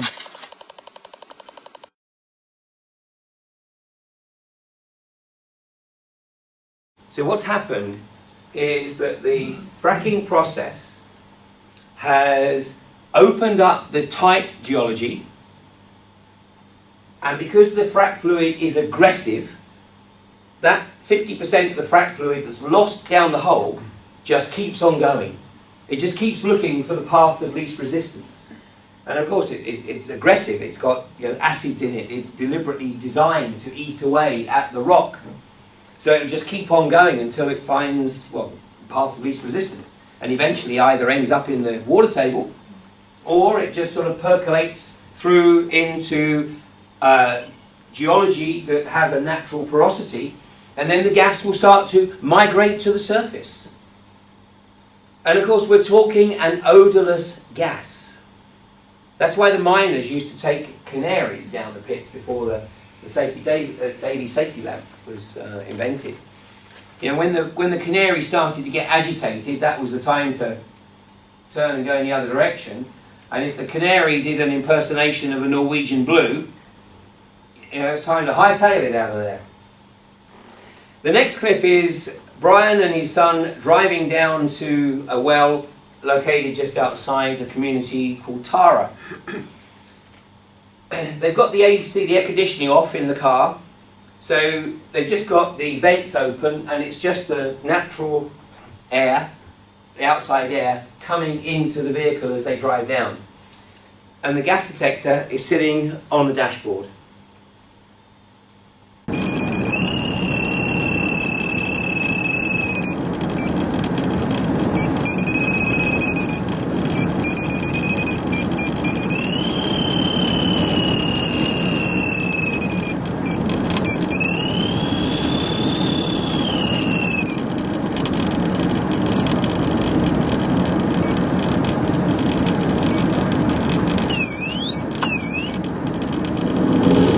get the picture? So basically they are driving through a contaminated environment. And you can't smell it. Now, in the British media, part of the propaganda that's being put out, this is from the Mail on Sunday on March 24th of this year. Double page spread, how gas gold mine under this pasture could help Osborne end debt nightmare. Well, I'm not going to read you the whole 2 pages of bullshit. Just the first 2 paragraphs. But you'll get the picture. As you approach ground zero of Britain's potential shale gas bonanza and alight next to a 10,000 foot deep hole dug 5 miles east of Blackpool, your nostrils are suddenly assailed by the overwhelming smell of methane. An odourless gas. At first, you think there must be some catastrophic failure of a gas pipe deep below, and you wonder if the fracking revolution really can be the answer to keeping the lights on and Britain's houses warm. But the smell, it turns out, has nothing to do with the drilling of a gas well 2 miles below Lancashire farmland. The villains are cows in the neighbouring field, making their own very distinctive contribution to greenhouse gases. Well, at least the author didn't go to the lengths that the Mail on Sunday went in September of 2009, when they ran a double-page spread making the proposition that Britain's dairy and beef herds should be culled because cow farts were contributing so significantly to global warming.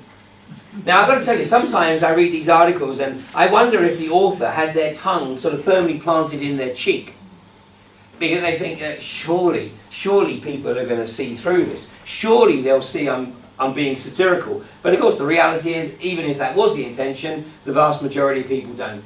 They read it exactly at face value. And of course, to maintain the propaganda, actually this was the day before. This appeared the day before that article. And this was when we went into that cold snap. Could we face gas rationing?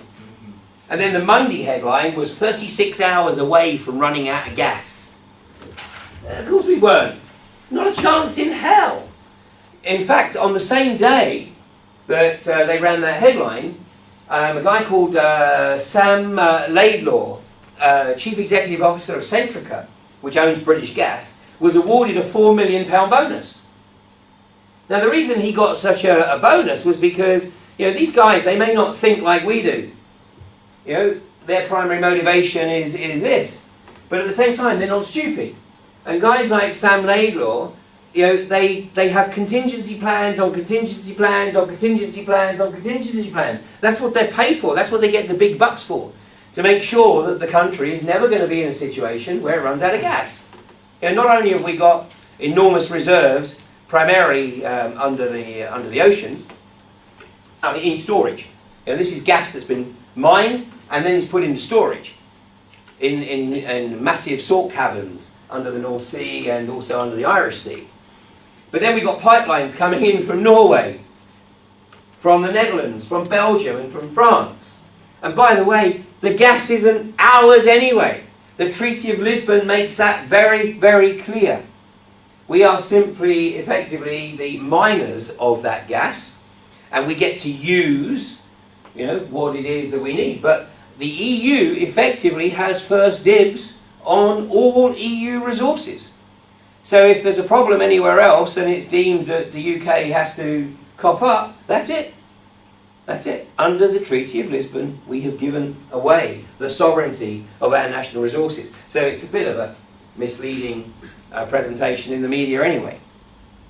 Anyway, back to the videos. Because the other thing is that the gas industry, the shale gas industry says, no, we don't contaminate water. There's no evidence. There's absolutely no evidence of methane migrating into water supplies. And methane's always been in water, which is actually true. It's always been in water, not all water, but some water. It's always been there, in microscopic quantities. And this is why, really, what we need now is we need surveys on water quality and soil quality and air quality, so that we have a baseline, so that if they do start this, and I hope to God they don't, but if they do start this, we've got a baseline. Because otherwise they are simply going to claim that that was there anyway. Well, there's two types of methane anyways. There's the biomethane, which is the stuff that is naturally in the water in relatively microscopic quantities. And then there's the thermomethane, which is basically that which migrates from the gas fields that are fracked, and that's what migrates up through the geology into the water supply. This is from the end of last year, and this is Brian, the same guy we just seen, Brian Monk. This is him running water from his water bore into a vessel, and then he has literally rigged up a device to establish whether or not there is methane content in that water.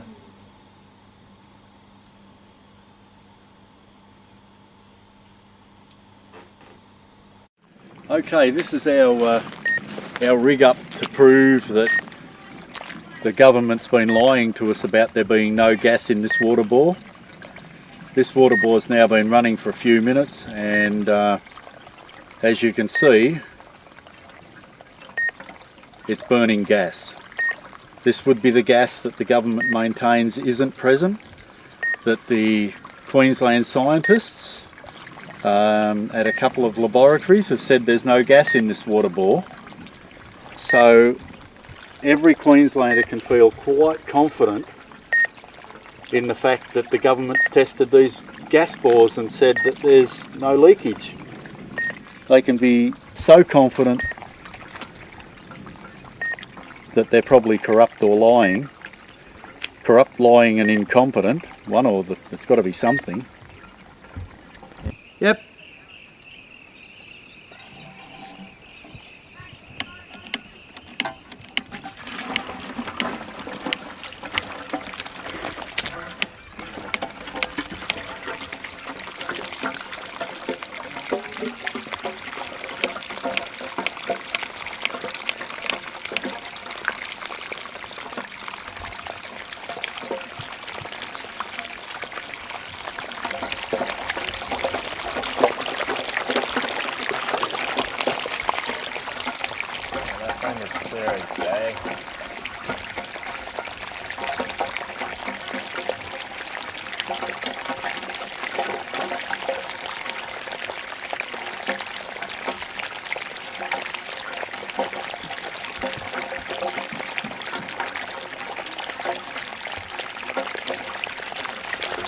We've got BG Group, QGC, on one side of our property and Origin Energy on the other side. Their coal seam gas tenements divide our property in two.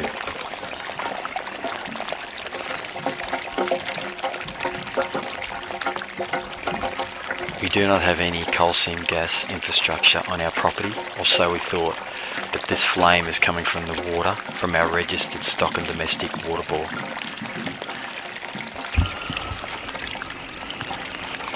I think that is the most damning. It's not a huge amount of gas, but it is so damning because it's there all the time. Both coal seam gas companies have been heavily extracting water from the aquifers under us, leaving us with very little water and more gas.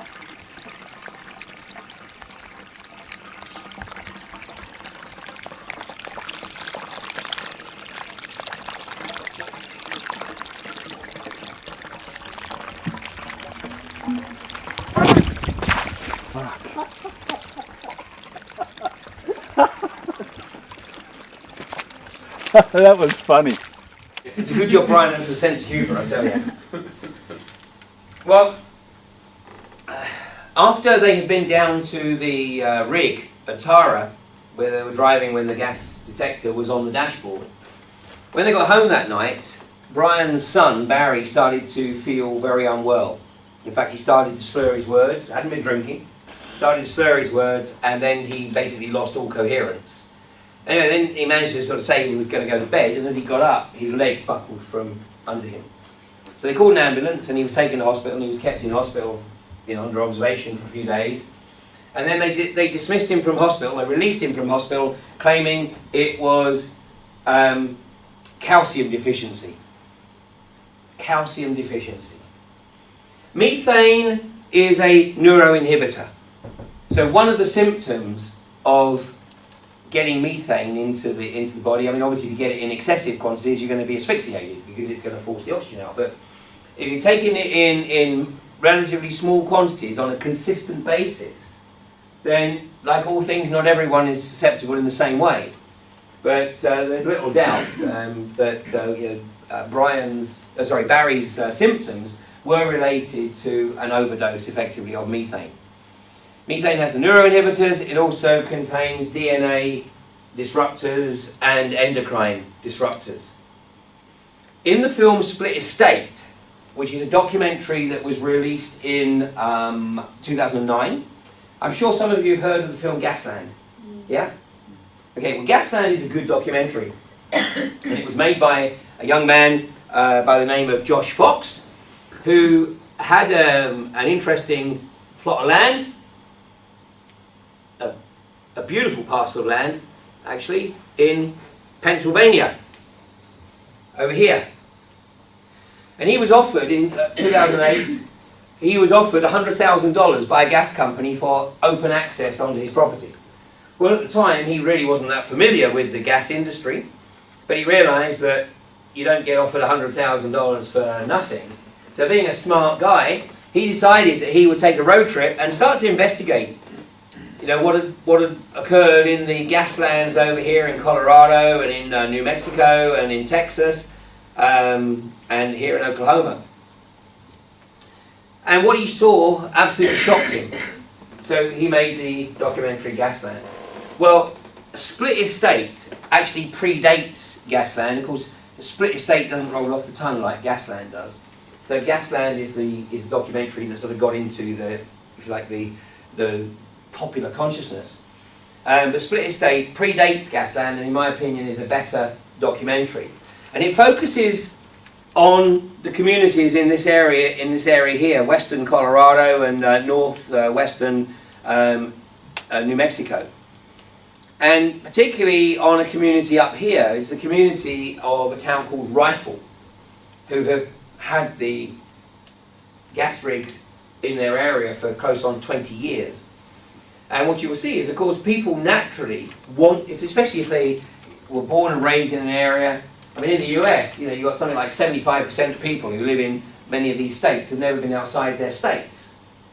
You know, I think there's only 19% of Americans who have passports. But, you know, many of them never go outside their state because, I mean, when you take into account, I say that this is twice the size of England. You know, they've got everything they need. So these people, and many of them live on land that, you know, was first farmed by their descendants who came over on the wagon trains. And so they have an existential attachment to that property. And so they don't want to leave it, despite the fact that basically it's just becoming more and more uninhabitable. And because the gas industry doesn't have to report any contamination, if the gas industry learns that somebody has had their water supply contaminated, then they will come along and put a big buffalo tank outside the property. Not because they've admitted any liability, they're just being neighbourly. But woe betide anybody who kicks up about the quality of their water, because if they do, and they start pointing the finger at the gas company, then they're going to find the buffalo tank disappears. And then, of course, they're once again reliant on, you know, the wellbore water. And what you would see if you watch the film Split Estate, and it is up on YouTube at the moment, it goes up and down, it's on a German website at the moment. So you see Split Estate and you see the German text alongside, but the film, of course, is in English. And in that documentary, you will see that there's a particular family that are focused on, and the husband doesn't appear to have suffered, you know, unduly, but the wife has gone into early dementia. And of course the oil industry says, oh, it has nothing to do with us, it's just one of those things, these things happen. But there's a lady called Dr. Theo Colborn, who's regarded as one of the world's leading specialists on endocrine disruption, and she's certainly of the opinion that this is the type of symptom that you can expect to see on an increasing basis of people who are exposed to contaminated water. And of course, it's not just drinking it, you're washing in it. You're washing your clothes in it, you're washing your crockery and your cutlery in it. So, you know, the toxicity may not appear to be excessive. It's not going to make you sick. It's not like, you don't have to mix it with orange juice and hold your nose. But it's just chipping away. You know, in fact, it's far more pernicious because, you know, over a period of a decade or 2 decades, that's when it's really going to start to bite. So let's just have a look at this, a short clip from the documentary Split Estate. Now, what you're going to see is you're going to see a representative of the Colorado Oil and Gas Association. And of course, the people in the Oil and Gas Associations, they're effectively the community representatives, but they wouldn't be doing those jobs if they weren't apologists for the gas industry. And you're going to see one particular Stepford wife, and listen to how she easily dismisses, you know, the fracking process and justifies the fact that the gas companies do not have to declare the recipe for the frack fluid. This is part of the problem, that there is no transparency whatsoever in what is being pumped down hole.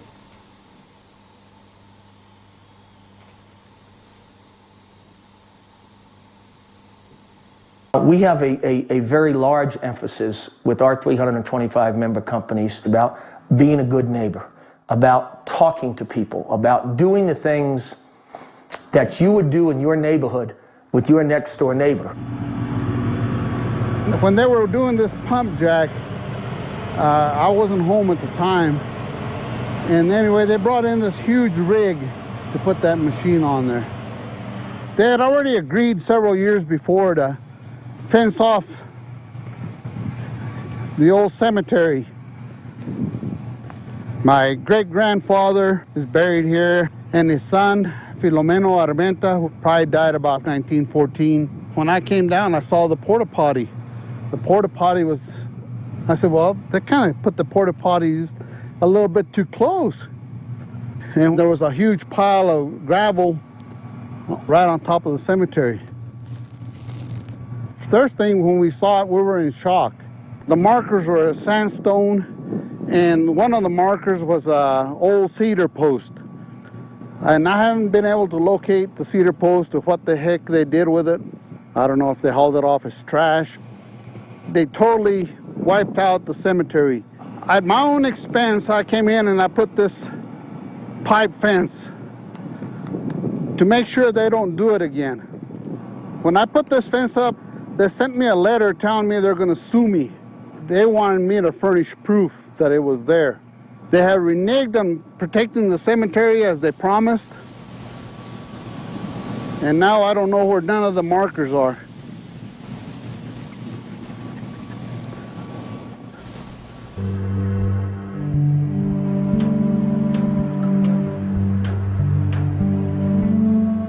In the U.S. and the lower 48 onshore, the boom that is currently going on is driven a lot by technology. There have been a lot of technological advances with horizontal drilling, with fracture stimulation. One of the key elements to finding and getting the resource out of very tight sand or hard rock is a fracking process.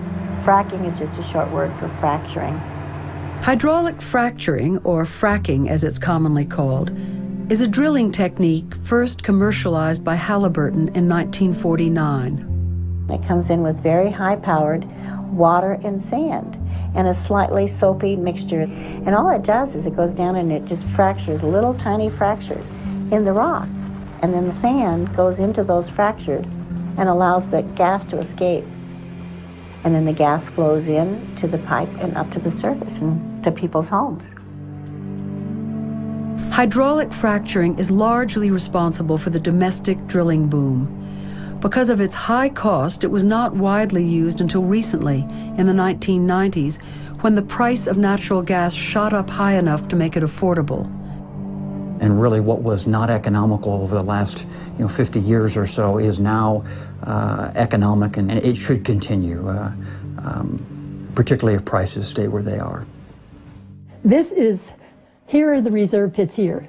Dr. Theo Colborn is one of the world's leading authorities on endocrine disrupting chemicals in the environment and their impact on humans. Down in here, the trucks are coming all the way from Delta, which is 30 miles to here, but we're looking She has been studying the chemicals used by the industry for drilling and extraction and documenting their effects.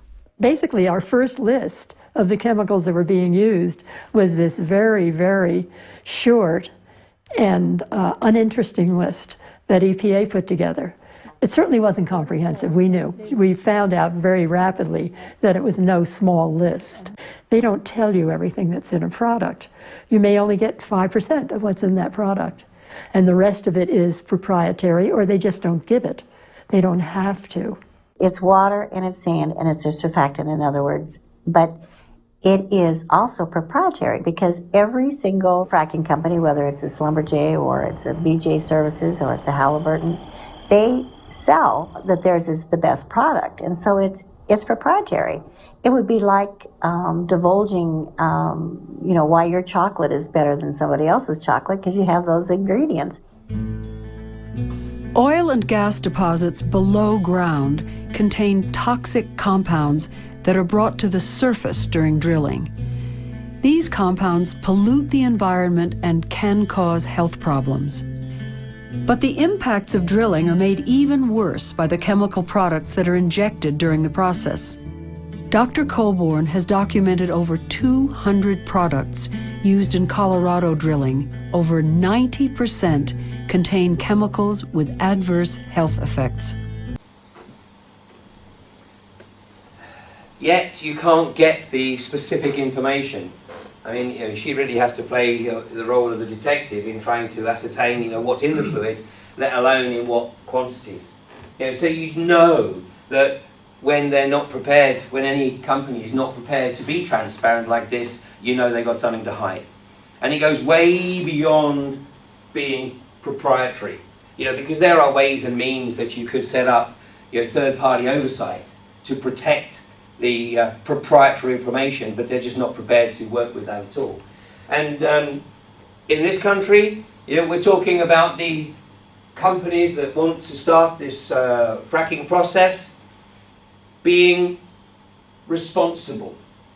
Forgive me if I have zero confidence in that, especially with Lord John Brown at the helm. Profit before all else. And you heard the guy from ConocoPhillips. Provided prices stay high, we should basically keep on drilling and fracking. Throughout the film, there is no mention, these guys, of any concern about the environmental or health impacts. And of course, because of the nature of the areas, these are very, very thinly populated. And so the impact on the population there is considered acceptable collateral. Now, we need to understand as well that in this country, we've practiced acceptable collateral in the coal mining industry in this country between 1850 and 1996, a period of 146 years. Some 200,000 people in the mining industry were killed. That's an average of 1,500 a year for 146 years. Top of the league table, by the way, is Lancashire. Second was South Wales. I thought Yorkshire might be right up there, but it appears that's not the case. It's about fourth, I think. But that doesn't include, of course, the deaths due to pneumoconiosis or any of the other respiratory diseases or asthma or whatever that resulted in people living in these environments or downwind of these environments. That 1,500 a year, nearly 200,000 over 146 years, is literally the result of absolute accident involved in the mining industry. That's acceptable collateral. It's also only 170 years since the age at which a child could be made to work down the pit was raised from 6 to 10. So we have come, I'd like to think, we've come some way in the past 170 odd years. But now, what's happening here is we're looking at a potential situation where large tranches of the population are not going to get any choice in it. Because we're entering into an era, shale gas extraction, which is pure Russian roulette. Because the geologists, the petroleum engineers and the chemists have no clue. They will claim they do, of course, but it's no more than an educated guess based on past experience. But that's all it is. It's an educated guess as to how much geology is actually going to be fractured. And where that fluid is going to migrate to. And then where the methane gas that they're trying to mine is also going to migrate to. And the first time you notice it is probably when you go down to a river or a stream, because you see the bubbling. In Brian's Ranch in Queensland, in southern Queensland right now, it's the rainy season, it's the end of the wet season now. But when I spoke to him a couple of weeks ago, he said, Ian, he said, it's unbelievable. He said, of course my ground's waterlogged, but it's just a sea of bubbles. You can't, obviously when the ground was hard baked, at least that was some protection against the gas migrating out of the soil. But now that obviously the ground is a sea of mud and it's covered in water, you just see the bubbles coming through. And of course you heard him say in the film that the environmental agencies and the water authorities say you haven't got a problem. Total denial. This is the area in the US that is now the focus. This is Pennsylvania, which is right in the heart here, right in the heart of the Marcellus Shale. And Pennsylvania, basically the state of Pennsylvania has just said, let's go for it. Let's just frack the crap out of the state. Now, one of the problems with Pennsylvania is that the Appalachian Mountains here, which run up here, the Appalachian Mountains form what's called a triple divide.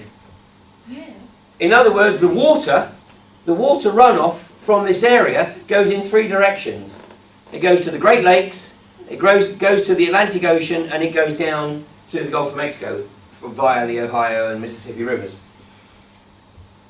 And New York has put a moratorium on fracking, but the people and the state of New York is increasingly concerned because much of its water comes from Pennsylvania.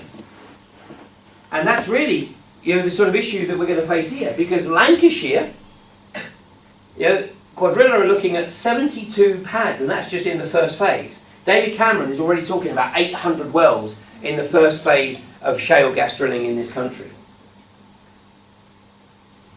So Lancashire, that's the water from the Lake District, which feeds into Manchester at the moment.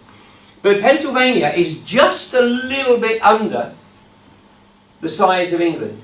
It's at 95% of the size of England. But the population is less than a quarter that of England. And most of the population is actually centered on the two key cities of Pennsylvania, which is Philadelphia and Pittsburgh. Now the rest of the territory is very, very thinly populated. In fact, the average population density in here is about the same as we have in places like the Peak District, the North York Moors, the Lake District, even Dartmoor. Yet, of course, by US standards, this is a densely populated state. Not as densely populated as Massachusetts or New York, but certainly, it's up there in the northeast. But the issue really is they might be ready to frack the land, but it's the impact that it's going to have on other states that is the greater concern. Now, the opposition. The industry knows that it's going to meet with opposition, whether it's the traditional opposition groups, the environmentalists, Greenpeace, Friends of the Earth, or independents. Now at the moment they're trying to dismiss, and I'll show you an article that appeared in The Sun last year, they're trying to dismiss anybody who dares to challenge the dash for gas as an eco-mentalist or as a communist or a socialist, any term they can come up with that will marginalise them. But you know that they know they're in for a run when Quadrilla have just brought in a guy from Betfair who used to work with Microsoft to focus on PR. The guy knows nothing at all about the oil and gas industry. His background is Microsoft and Betfair. I mean, his forte is obviously lobbying at government level. But this is, the fact that they're paying this guy, I mean, I can guarantee you this guy is probably on at least £250,000. So you know that they know they're in for a run here. But if I haven't got your attention, with the prospect of water contamination, soil contamination, and air contamination, this might get your attention, has in some areas. This was an article that appeared in The Observer last June, worry for homeowners who face the threat of fracking. It says property prices in some areas are being threatened by fracking. Well, that was actually based on an article that had been, or a report that had been commissioned by the financial website, This Is Money. And in that report it said shale gas could redraw the economic map of Britain, but prices of houses near wells could fall by 24%. Well, let me tell you the reality. When the gas industry moves in, property prices crash. I mean, this is the case in Blackpool right now. Since the second earthquake, the property market in Blackpool has totally tanked. Now, I have first-hand experience of this because some very good friends of mine who I've spoken in Blackpool probably twice a year for the last 8 years, and every time I speak in Blackpool I always stayed with them. But after the second earthquake in May of 2011, they decided it was time to accelerate their retirement plan, which basically was to leave the area and to move to Spain.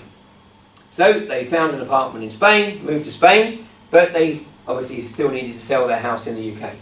So they contacted estate agents.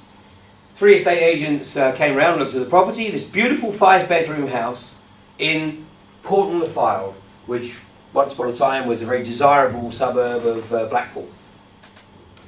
The estate agents all valued the property at £325,000. But my friend said, you know what, we'd really like to sell it very quickly, so we're going to put it on the market at £250,000. And the estate agents said, but you'll upset the market. And they said, well, not for long, because hopefully someone's going to realise that it's a real bargain and snap it up. Well, so the property's been on the market for almost 2 years. Do you know how many offers they've had on that property? A big fat 0. Well, we were actually talking about the problem of the housing market in Blackpool when I was visiting with them in Spain in the middle of March. And while I was there, they got a phone call from the agent, and they were really excited because they thought, oh, maybe we've got an offer. Well, they didn't have an offer. They had somebody who was interested in the house, and they would have bought it, but it's a couple who are both single parents, they both got 2 kids, and they both have 3-bedroom houses, and they want to move in together. But they can't, because they can't move 4 kids into a 3-bedroom house. So, they were interested in my friend's house, but they can't buy it, because they can't sell their houses. Anyway, they had managed to rent one of their properties, and so they asked the agent if my friend might be prepared to consider renting the 5-bedroom property on the basis that when they sell at least one of their houses, they could then maybe be in a position to buy it. Well, let me tell you, if they sell one of their houses and they come up with an offer, even probably close to 200,000, my friend will probably bite their arm off. Because, it's a liability. It's not an asset right now, it's a liability.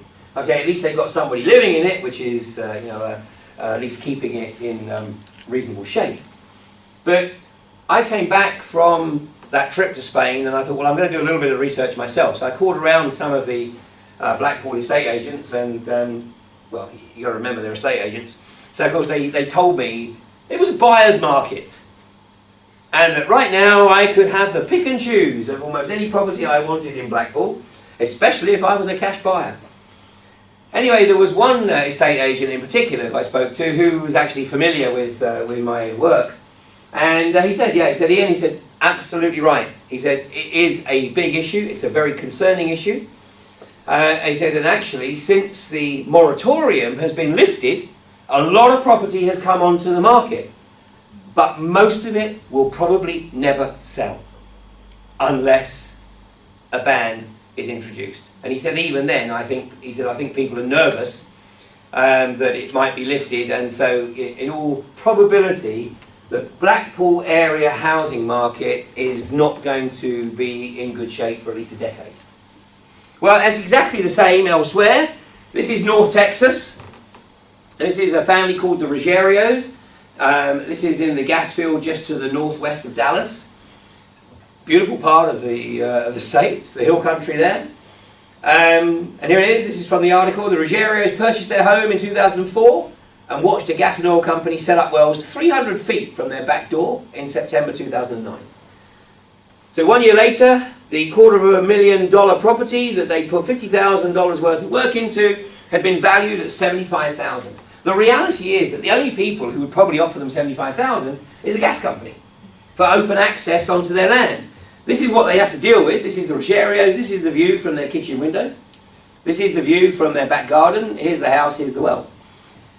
In Colorado, they are now placing wells directly alongside schools.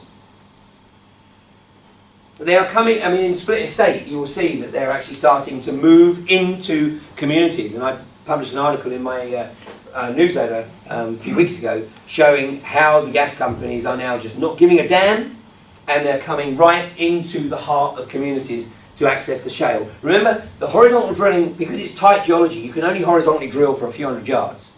You can't drill for miles. I mean, in the south of England, we have a rig in the New Forest. It's been there for 23 years.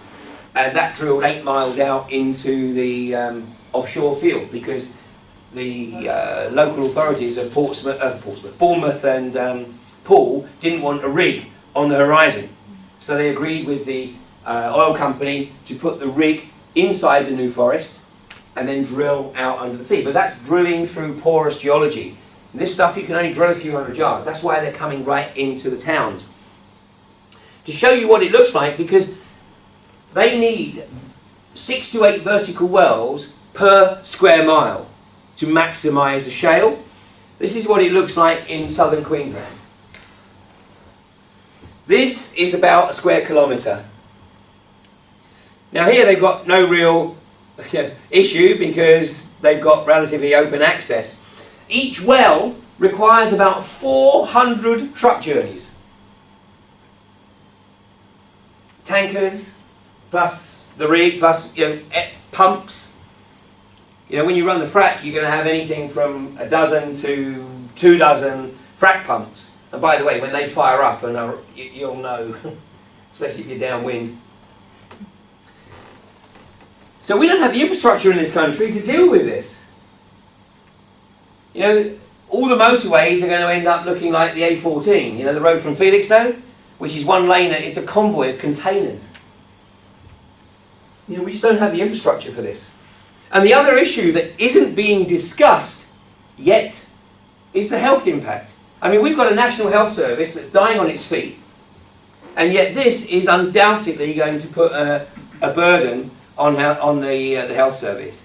Even though, of course, the oil industry and the government are going to deny that the increase in negative health has anything at all to do with their activities.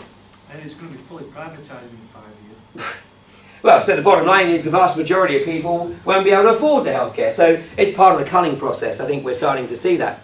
In Australia, this may look impressive, but because the areas where they're fracking are so thinly populated, these people have often come from literally hundreds of miles to participate in the protest. I mean, it's under the umbrella of Lock the Gate. But, I mean, they're having some impact in some areas, but, in the scheme of things, unfortunately, they are little more than a mosquito on the back of an elephant. It's a lot easier to stop the process from ever starting than it is to stop it once it's started. But we have a very, very narrow window of opportunity. But the problem is that the government, the British government in particular, already realises that they're going to be up against some opposition. So at the back end of last year, they initiated a bill called the Growth and Infrastructure Bill. This bill went through Parliament in record time, 55 days. The reason it went through in record time was because MPs had been told that this was the bill that was going to remove the bureaucracy and red tape from small businesses. You know, in this current economic climate, we need people to develop entrepreneurial skills. And this is going to take away, you know, all the obstacles that are in place. And of course the MPs went, yeah, okay, I'll vote for that. It rushes through Parliament. It goes to the House of Lords. And when it's being debated in the Lords, there is some realisation that this is actually a little bit more than just a bill that removes red tape from entrepreneurs and small businesses. And the Telegraph, to their credit, actually published this article in February, fears that fracking could be fast-tracked. The Growth and Infrastructure Bill actually creates an opportunity for the British government to decree that something is so significant for the well-being of the UK economy or for our national energy security, even though we can't claim sovereignty of it because it's controlled by the EU, they can simply overrule any local opposition. So, you know, one of the things here is in trying to flag up to local councillors that they've been taken out of the equation. Earlier this year, Quadrilla in the Fylde Peninsula announced that they wouldn't be doing any drilling and fracking in 2013. And some local activists went, yeah, we've got them on the run. And in South Wales and in the Mendips in Somerset, UK Methane announced that they were withdrawing all of the planning applications that they had submitted to the local authorities to place their pads. That's what you saw in that picture from South Queensland. And the activists in Somerset went, yeah, we got them on the run. Sorry, ain't that simple.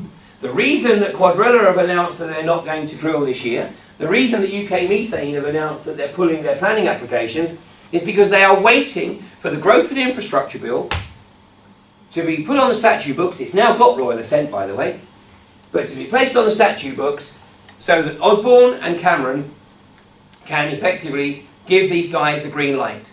And no amount of local opposition will be taken into account. And at that point, what are you left with? Well, you're left with the situation that they have in Australia, which is basically direct action, trying to blockade the infrastructure from coming onto the pad. Well, let me show you what happened in Australia, because in Ireland, Shell have been called out paying the Irish Gardaí, the police, directly to protect the Shell infrastructure in Northwest Ireland, in the Rossport facility, against the local community. In Australia, basically they're doing the same. I mean, just like the miners' strike, you know, where it was the Metropolitan Police that were put into Yorkshire and Nottinghamshire, so that you never had police from the local community, you never had anybody in the local community who might have empathy with the strikers. Well, they're doing the same in Australia. They bring in the police from the cities who have no empathy with the people who live in the country. So let me show you what happened here. This was an attempt at a blockade. In the immediate period prior to this shot being taken, a woman had been seriously injured. She'd been knocked over by one of the trucks going onto the pad. An ambulance has been called.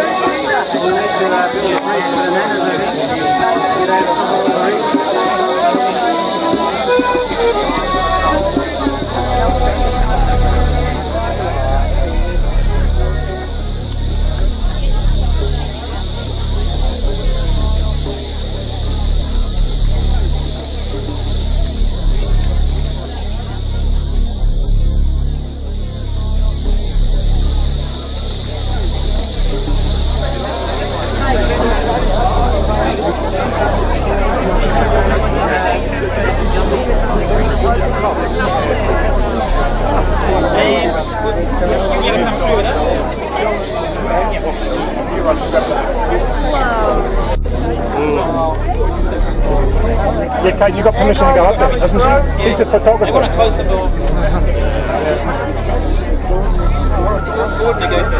Good. Kate's got permission, yeah? Yeah. Photographer.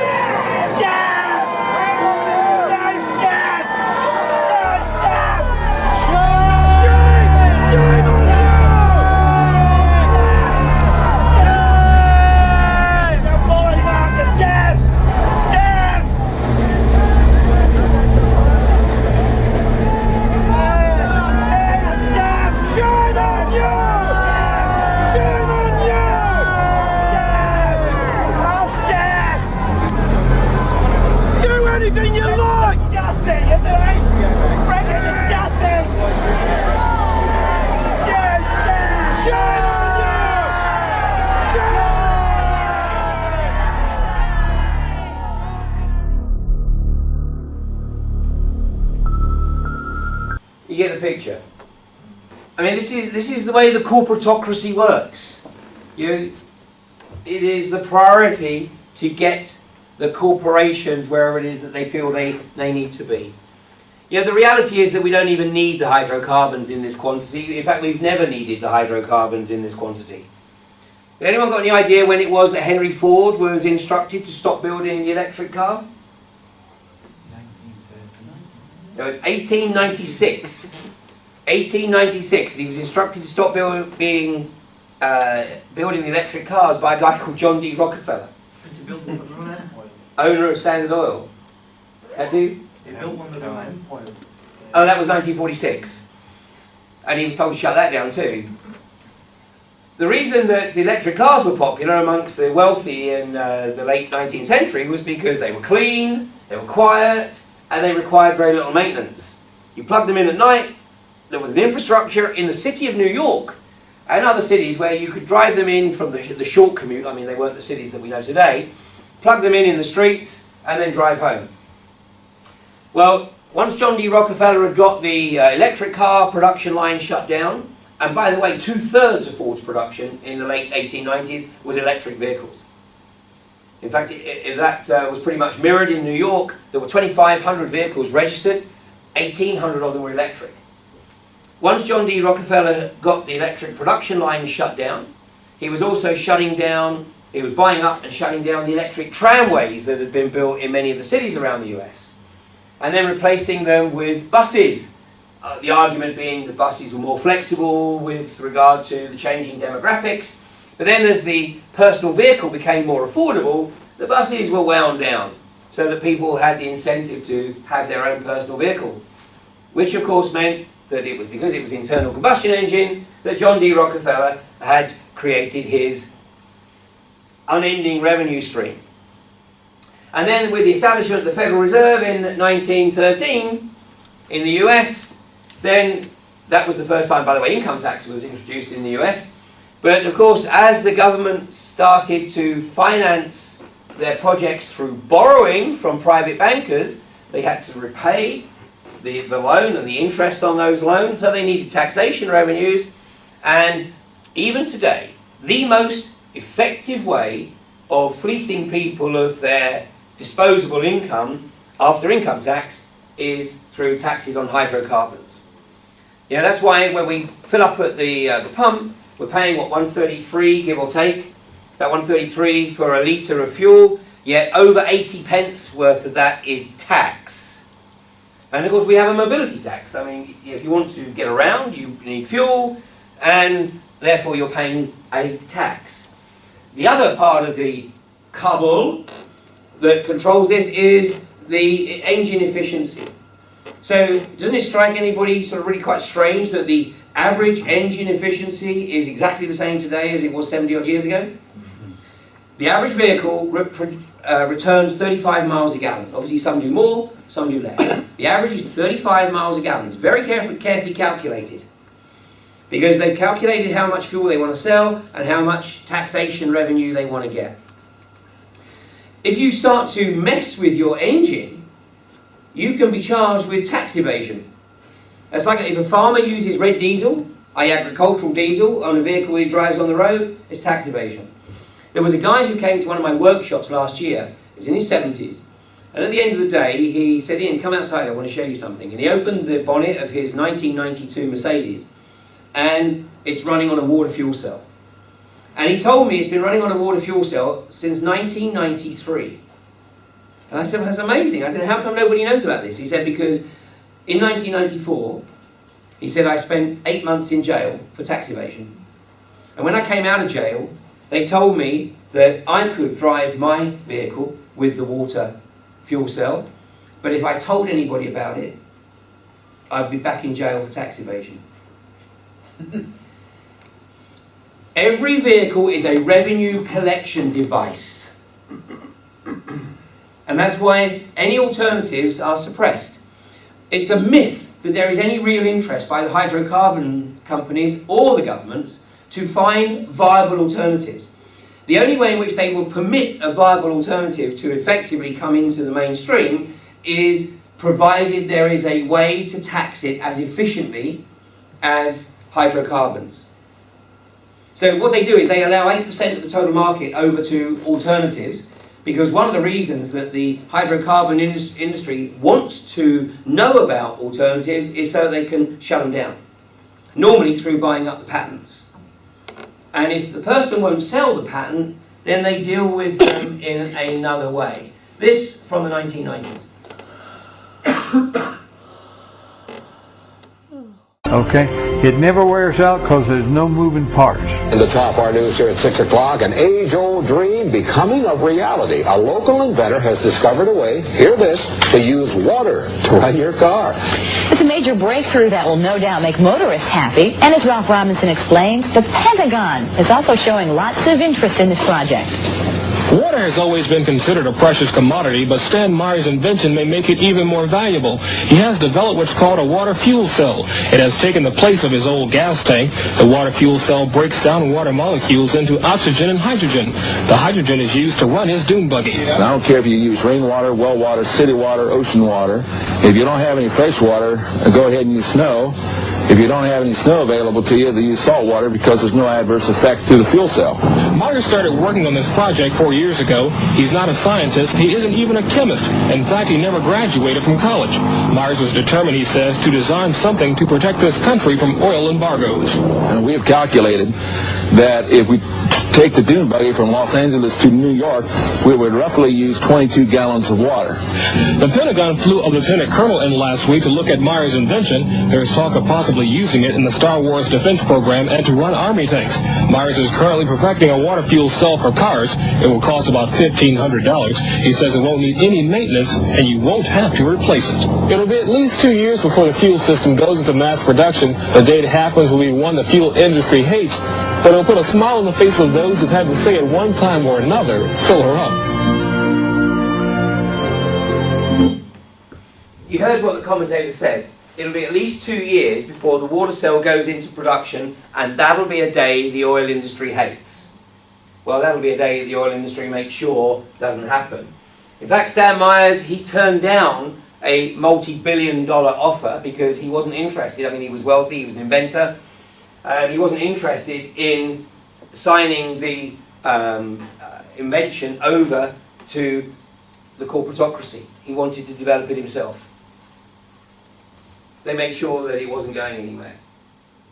So, when you're talking about the issue of fracking, with whoever it is you can address it with, I mean, some people are talking to their MPs, some people are talking to their local councillors, their district councillors, or even just share it around, because we've got to get this like poll tax. It's got to get into the mass consciousness. There's not a lot of point in telling them that, you know, we don't need oil, because they're just going to dismiss you as a rampant conspiracy theorist. So we've got to give a viable alternative. So, you know, we are unfortunately and tragically locked into a hydrocarbon economy. Whatever anybody else says with alternatives like wind power and sea power, yeah, they're all viable potentially, but the reality is that the hydrocarbon industry dominates the corporatocracy. And governments are quite happy to maintain that domination because of the tax revenues they get from it. So we've got to offer viable alternatives. You know, some of the activists are basically, I mean, they call themselves extreme energy activists. And there's no question. I mean, they don't, I think, really help themselves by basically saying we want to shut this down, shut that down, we don't want to do any drilling. Yeah, I mean, that would be the ideal world. We don't need to, period. But, you know, it's baby steps. In the first instance, the critical issue is shutting down the drilling and fracking process on land in this country. If we don't do this, in 10, 15, 20 years, we're not going to recognise this country. You know, the soil is going to be poisoned, we're not going to be able to grow crops, we're not going to be able to raise livestock, you know, we're going to be dependent on the corporations for our drinking water. And if you haven't seen Jesse Ventura's expose of the water scandals in the US, where the water is being taken out of the Great Lakes, shipped to China, and then coming back as bottled water containing fluoride and lithium. I mean, you know, Jesse Ventura comes out with some interesting stuff. Yeah, and most of what he presents is corroborated, easily corroborated. It cannot be dismissed as rampant conspiracy, although the media will try, of course. But, you know, check that out. So imagine a situation where, you know, in a few years' time, we are totally reliant on the corporations for the water.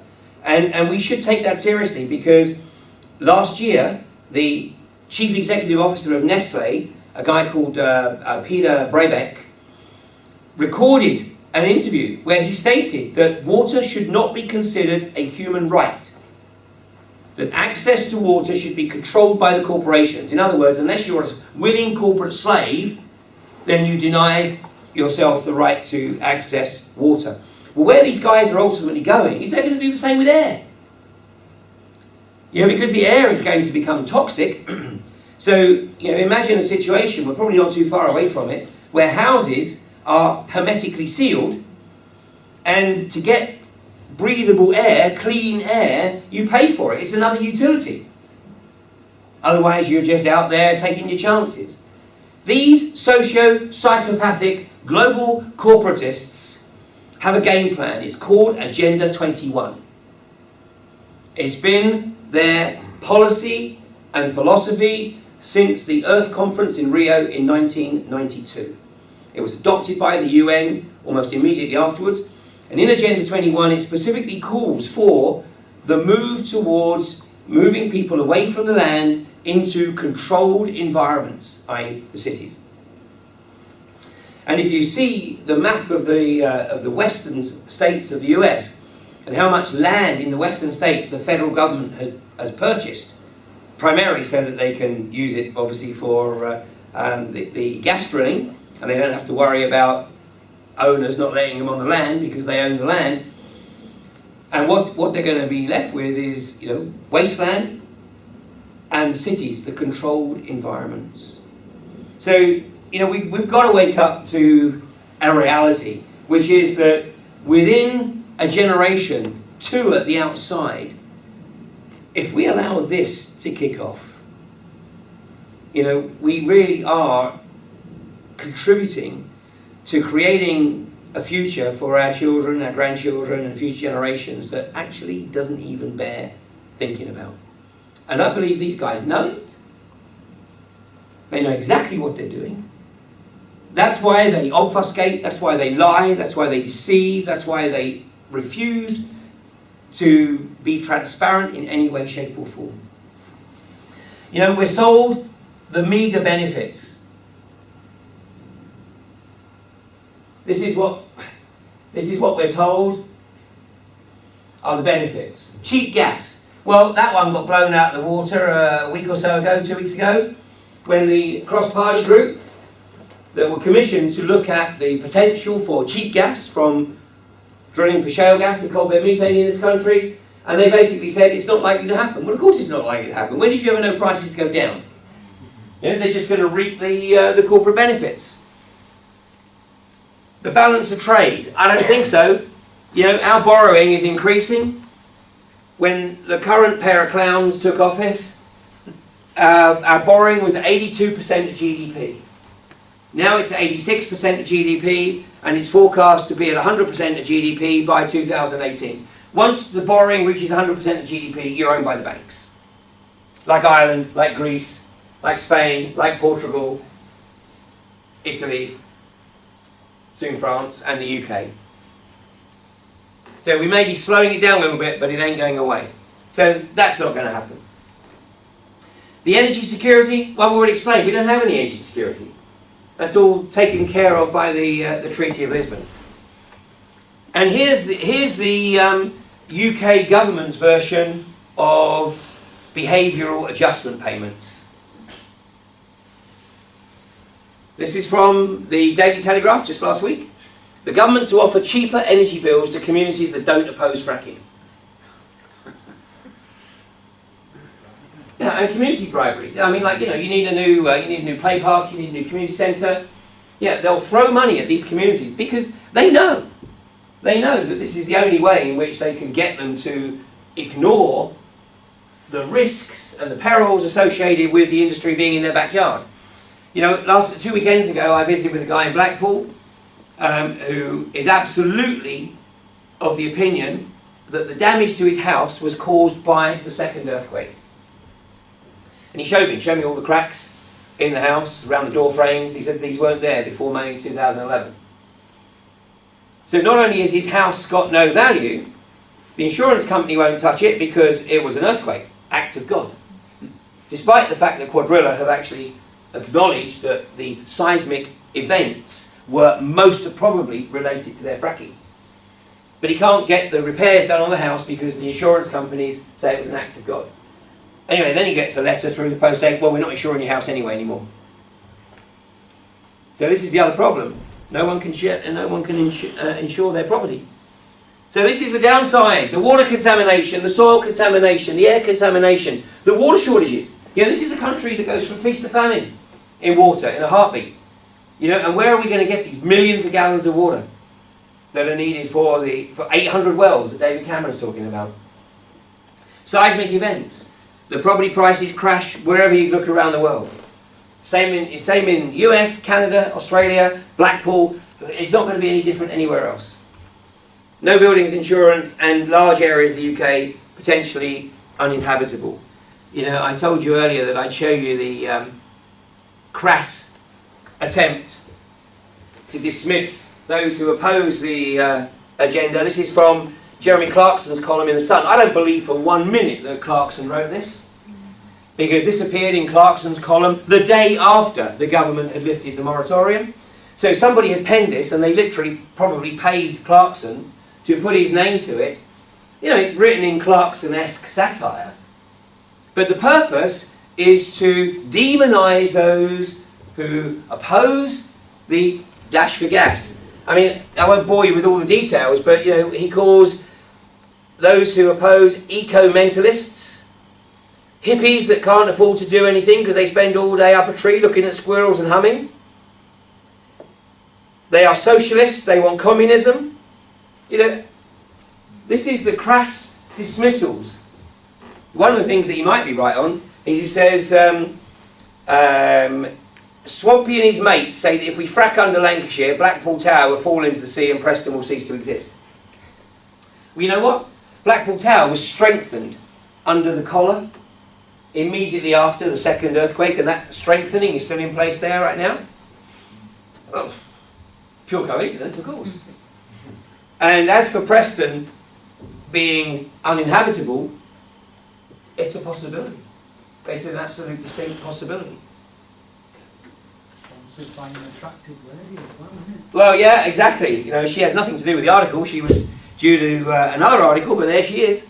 And then, you know, we have, this is actually a graphic that was used by BIF, the Britain and Ireland Frack Free.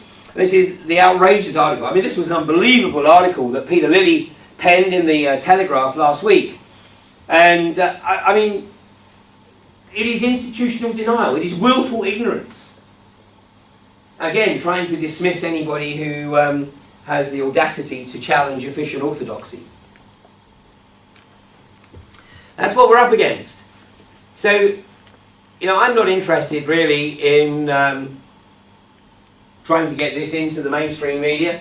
In fact, every time I have been invited to participate in anything by the BBC or the other mainstream channels, I've always said thanks but no thanks, because anything that's recorded, not a chance. Not a chance. I will only do live stuff. So the mainstream media are not the route.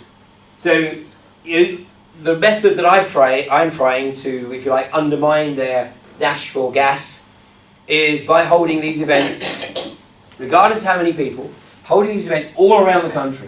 I'm trying to sow the seeds. You know, hopefully you guys will go away and take a look at this stuff yourself. If you do nothing else, you know, look at Split Estate, this documentary that I've mentioned. Look at Gasland. Look at the documentary put out by the pro-frackers, which is called Frack Nation, which is produced by an Irishman called Phelim McAleer. But, you know, look at both sides of the coin. Like, decide for yourself. You know, I've shown you the footage from Brian Monk in Australia because, for me, that is the most damning footage that you can see from an area. I haven't picked and choose from around the world. That's one guy's farm. And I've showed you prima facie evidence of the contamination of the soil, the contamination of the air, and the contamination of the water. So what makes the UK so special that it ain't going to happen here? Nothing. Nothing. So we've got a hell of an uphill battle, but I genuinely believe, I absolutely and genuinely believe that we can stop this. Otherwise, I wouldn't be wasting my time doing over 1,000 miles a week, 5 presentations every night of the week, all around the country, and doing that for nearly 13 weeks. I do believe that we can bring about the change. It starts with everyone obviously trying to educate themselves and then sharing this information and trying to educate others. And if you get the opportunity to spread the word, then get people down to Novotel in Sheffield city centre tomorrow. But there's always something that comes out of left field. And back in 2009, I recorded a presentation called The Green Agenda and Population Reduction. And in that presentation, I made the observation, I said, we are literally a few weeks away from seeing the first stages of global governance being foisted upon us. Because I'd read the scripts for the forthcoming Copenhagen meeting in December 2009. I knew exactly what the game plan was. The game plan was to initiate a global carbon trading process, all based on the global or climate change agenda. And in that presentation I said, barring something coming completely out of the blue, completely out of left field, then by January we are going to have the first stages of global governance in place. Literally, a week after I recorded that presentation, the ClimateGate emails were released. Now, a few people have read them, but there is a wonderful document on the web. It's written by a guy called Dr. John P. Costello. It's a document that he first published in January 2010. It's called the ClimateGate emails. And you don't even need to get beyond the first 20 pages to appreciate the magnitude of the lies and the deception perpetrated by the climate scientists, all in the interest of maintaining their grants. And how they were literally manipulating data, how they were manipulating who was or wasn't involved in the peer review process, and so on and so forth. So consequently, those people who did make a little bit of effort to look at the ClimateGate emails knew that all of the climate change agenda had been effectively called into question. Now these guys don't give up because they've been on this quest for 60 years, so they backed off a bit. Now they've had 2 more conferences since Copenhagen, one in Cancun and one in Qatar, and they're still not back to where they thought they were in November 2009. But they're still pushing forward because as of April the 1st this year, for the first time, we have carbon taxes in this country. Australia was on point to test the implementation of carbon taxes, but we're now coming online. So it's not over, they're just taking it a little bit more slowly. So, time is not on our side. I think we've got, at best, the remainder of this year to try to get this into the mass consciousness and get it like poll tax so that the politicians realise and the corporations realise that this is not going to wash with the population of this country. Otherwise, we have to consider alternatives. Anyway, thank you very much for sharing that with me tonight.